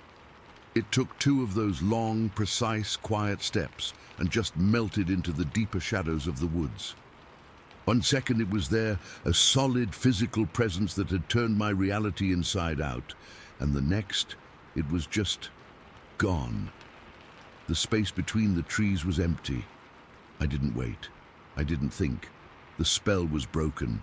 The fear that had been holding me frozen shattered, and a new kind of fear, a raw, panicked, run-for-your-life terror, took over. I scrambled to my feet, my legs feeling like rubber, and I ran. I didn't look back. I just ran. I crashed back down the trail the way I had come, my heart hammering against my ribs so hard I thought it would burst. I wasn't thinking about being quiet anymore. I was making all the noise in the world, my feet slamming on the path, my breath coming in ragged, sobbing gasps. Every shadow was a threat. Every rustle of a squirrel, was it coming back for me? I expected to feel a massive hand on my shoulder at any second, pulling me back into the darkness. I don't even remember the run back to the car. It's just a blur of panic and green and the burning in my lungs. I burst out of the tree line onto the gravel shoulder where my car was parked, fumbled with the keys, my hands shaking so badly I could barely get the key in the door. I threw myself inside, slammed the lock button, and started the engine. I peeled out, gravel spraying, and didn't slow down until I was back on the main road, surrounded by houses and normalcy. I drove straight home, walked into my house, and just stood in my kitchen, leaning against the counter, trying to catch my breath. I was safe. The walls were around me, but I didn't feel safe. I felt like I had been marked, like I had seen something I was never supposed to see. In the days and weeks that followed, I couldn't stop thinking about it. The image of it peeking from behind that tree is burned into the back of my eyelids. But more than that, I kept thinking about its movement, how it moved to the water's edge, Lake White, and that's when another piece clicked, the waterways. I started reading online, looking for other accounts, and it's a thing, a real thing people talk about. These things use rivers and lakes as highways. It makes perfect sense. Water is a resource, it draws game, and it provides a clear, quiet path through dense forest. No snapping branches, less scent trail. The creature wasn't just in the woods by the lake. It was traveling along the lake. My encounter happened because I was walking its route. It explains why so many sightings are along rivers in Washington, or creeks in Pennsylvania, or lakes right here in Ohio. They're not just random forest dwellers. They're using the landscape intelligently. They're following the water. The event left me with a certainty that's both comforting and terrifying. I'm not crazy. I saw what I saw. It was real, and it was a hunter. I didn't just see a Bigfoot. I saw a Bigfoot in the middle of its work, and I had the sheer dumb luck to stumble into its stalking ground and scare off its dinner. The intelligence in its eyes, the controlled, predatory grace of its movements. It wasn't a shy, clumsy beast. It was an apex predator, perfectly adapted to its environment. I haven't been back to Lake White. I don't think I ever will. Sometimes at night, if the wind blows just right through the trees behind my house, I'll wake up, my heart pounding. And for a second, I'm back there, crouching on that trail, locked in that silent, terrifying stare with something that shouldn't exist, knowing with a cold, hard certainty that it does. And that it's out there right now, moving like a ghost along the water, hunting. Story 19. All right, I've been sitting on this for a while, but I think I need to just type it out. Maybe getting it out of my head will help, but honestly, I doubt it. Nothing really makes that feeling go away, the feeling of being watched by something that shouldn't exist. It was last October, a Tuesday night. My son-in-law, Mark, and I had planned this hunt for over a week. We're both experienced. I've been hunting these woods since I was a kid, and Mark, he's a good hand, listens well, doesn't get spooked easy. We were going to run the hounds for coon near Green Lake, specifically out in the Hickory Marsh area. That place is rugged. Not many guys hunt it because the ground is soft, almost spongy in spots, and the spruce and cedar are so thick you can lose sight of your own boots if you're not careful. We got out there just as the sun was dipping below the trees. The air was cool, that crisp autumn chill that makes you feel alive. The dogs were in the back of the truck, a couple of blue ticks, Duke and Daisy, whining and scratching at their cages, eager to get going. We let them out and they hit the ground running, noses down, tails up. It felt good. Normal. Just another night in the woods. We started off following the dogs, their barks echoing through the timber. They picked up a trail pretty quick, which was a good sign. We were maybe a half-mile in, the ground getting softer, water seeping into my boots. The beam from my headlamp cut through the dark, catching the glint of spiderwebs and the thick, gnarled trunks of cedar trees. Everything was wet. Everything smelled like damp earth and rotting leaves. Then the dogs started tree barking, that sharp, excited yelp they get when they've got something treed. Mark and I looked at each other and grinned. Sounded like they had a coon cornered. We started heading towards the sound, pushing through a thicket of young spruce, the branches scraping against my jacket. That's when it changed. The tree barking stopped, just cut off. Then the dogs erupted into this confusion. It wasn't a bark of excitement anymore. It was a frantic, scared yelping mixed with these low growls. And over it, I heard something heavy, really heavy, a loud crack, then a crash through the branches above them. Not like a coon moving. This was something big. Something that made the whole canopy shake. Mark froze next to me. "What the hell was that?" he whispered. His face in the dim light from my headlamp was pale. I didn't know. A bear, maybe, but it sounded too deliberate, too heavy for a black bear around here. The dog's signals on my GPS were going crazy, moving erratically, not holding a tree. Then Mark said his radio was on the fritz, static. He tapped it, cursed. He said, "I'm going to run back to the truck, grab the spare. Their signals are fading. I'll be quick." I nodded. I wasn't happy about him leaving, but it made sense. The spare radio was in the glove box. We needed to coordinate if the dogs were spooked and running. "Hurry back," I told him. He turned and started jogging back the way we came, his flashlight beam bouncing between the trees until it was swallowed by the darkness. And then I was alone. The woods are never quiet, but this was a different kind of quiet.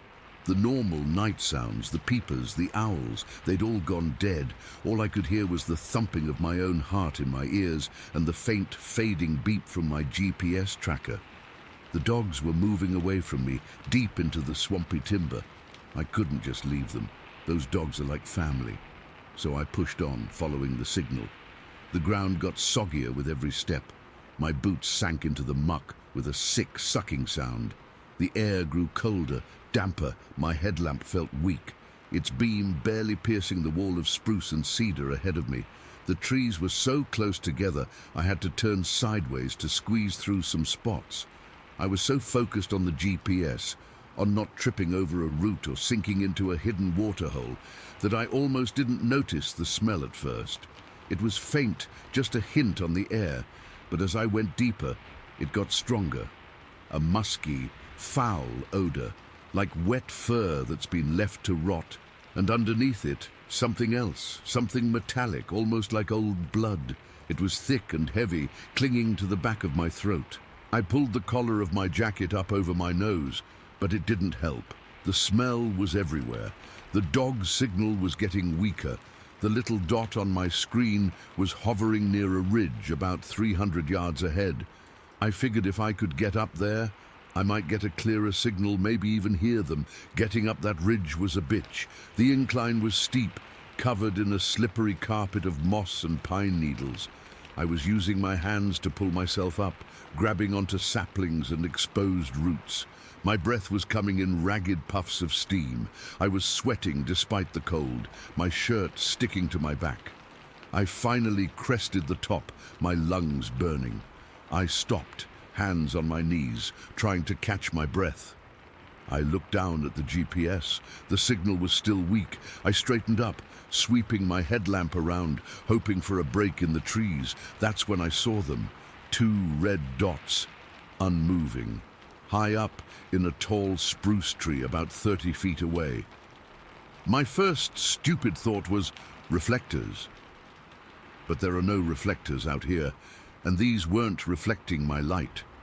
They were just glowing, a dull, deep red, like embers in a dying fire. They were set close together, maybe 6 inches apart, and they were way too high off the ground to be any animal I knew. A deer's eyes would be greenish, lower, an owl's would be lower, and it would have moved.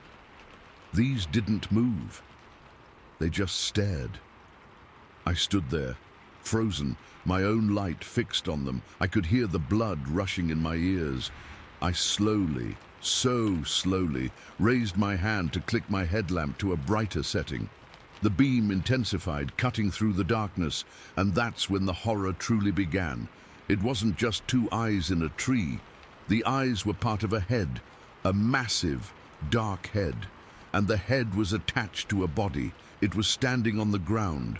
The ridge I was on was a small rise, and it was standing on the other side of it, so its upper body and head were level with me, even though it was down in the small dip below the crest. It was less than 20 feet away. It was huge. It had to be 8 feet tall, maybe more. It was standing upright on 2 legs, with these impossibly broad shoulders that looked like they were made of solid muscle. Its arms were long, hanging down past its knees, ending in hands that looked almost human, but bigger, much bigger. Its torso was like a barrel, thick and powerful, covered in dark, matted hair that was clumped together with mud, and who knows what else. That's where the smell was coming from. It was coming from it. My light hit its face, and my stomach just dropped into my boots. It had a flat, wide nose almost pushed into its face. Its ears were small and tight against its head, and its eyes, God, its eyes. They weren't just red. They were a dull, lifeless red, like old blood, and they were locked right on me. There was no emotion in them, no anger, no curiosity, just a flat, intense stare. It was breathing. I could see its massive chest rising and falling slowly, deliberately, a soft, low huff, huff sound that I felt more than heard. I couldn't move. I was paralyzed. Every instinct in my body was screaming at me to run, but my legs were made of stone. I was just a man with a little light staring at something that had no right to be in this world. This wasn't a bear. This wasn't a moose. This was something else, something that stood too tall and was too still. Then it moved, its head tilted just a fraction, those red eyes never leaving mine. Then slowly, with a grace that was terrifying in something so big, it raised its right arm. Its hand, fingers thick and long, wrapped around a low-hanging branch of the spruce tree it was standing next to. The branch was as thick as my wrist. It didn't shake the branch, it just gripped it, and the tree creaked. It was a deep, groaning sound of wood under immense stress. The whole tree seemed to shudder. A shower of needles and bits of bark rained down. That sound, that simple physical proof of its strength, broke the spell. A jolt of pure, undiluted terror shot through me. I gasped, stumbling backward. My boot caught on a root and I almost went down. I didn't care. I turned and I ran. I didn't think. I just ran. I plunged downhill, away from the ridge, away from those eyes. I wasn't looking for a path. I was just crashing through the undergrowth, branches whipping at my face and hands, tearing at my clothes. I couldn't hear anything over the sound of my own panicked breathing and the pounding of my feet on the ground. I didn't dare look back. I knew if I looked back and saw it following me, I would just collapse, my compass.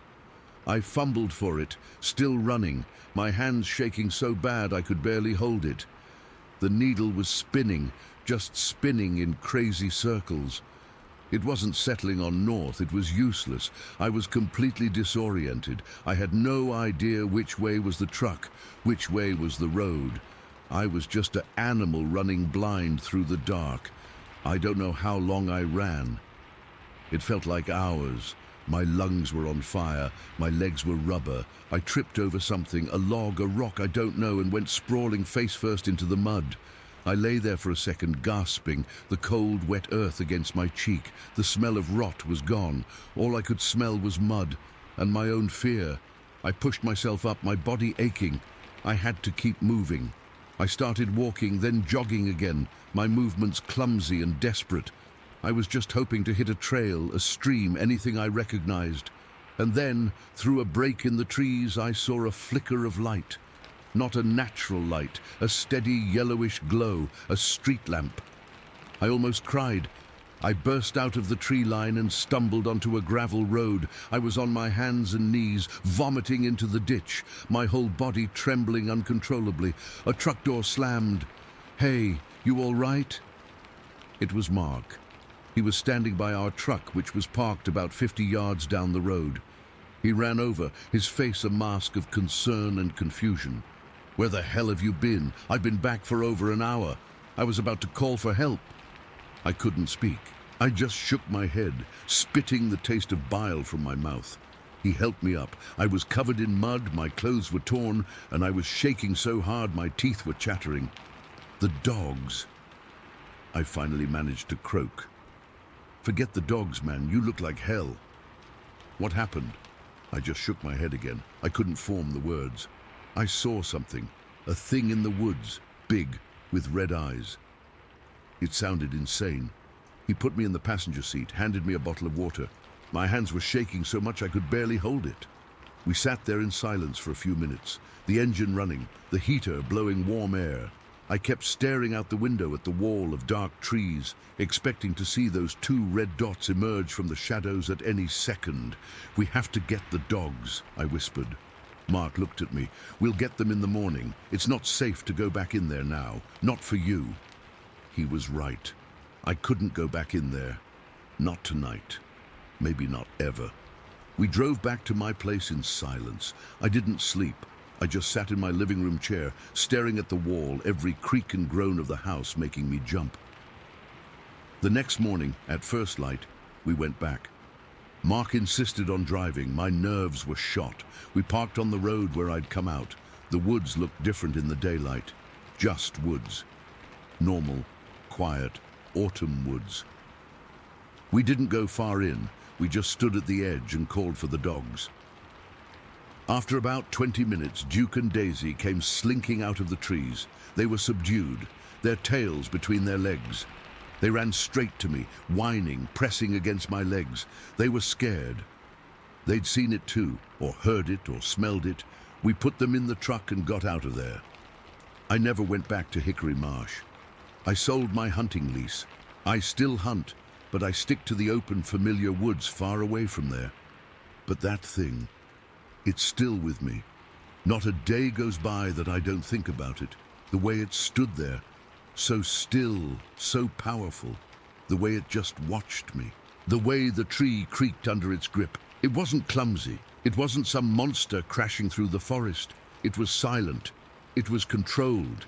It was intelligent. And the worst part, the part that keeps me up at night, is the feeling that it's not done, that it's still out there, and that it remembers me.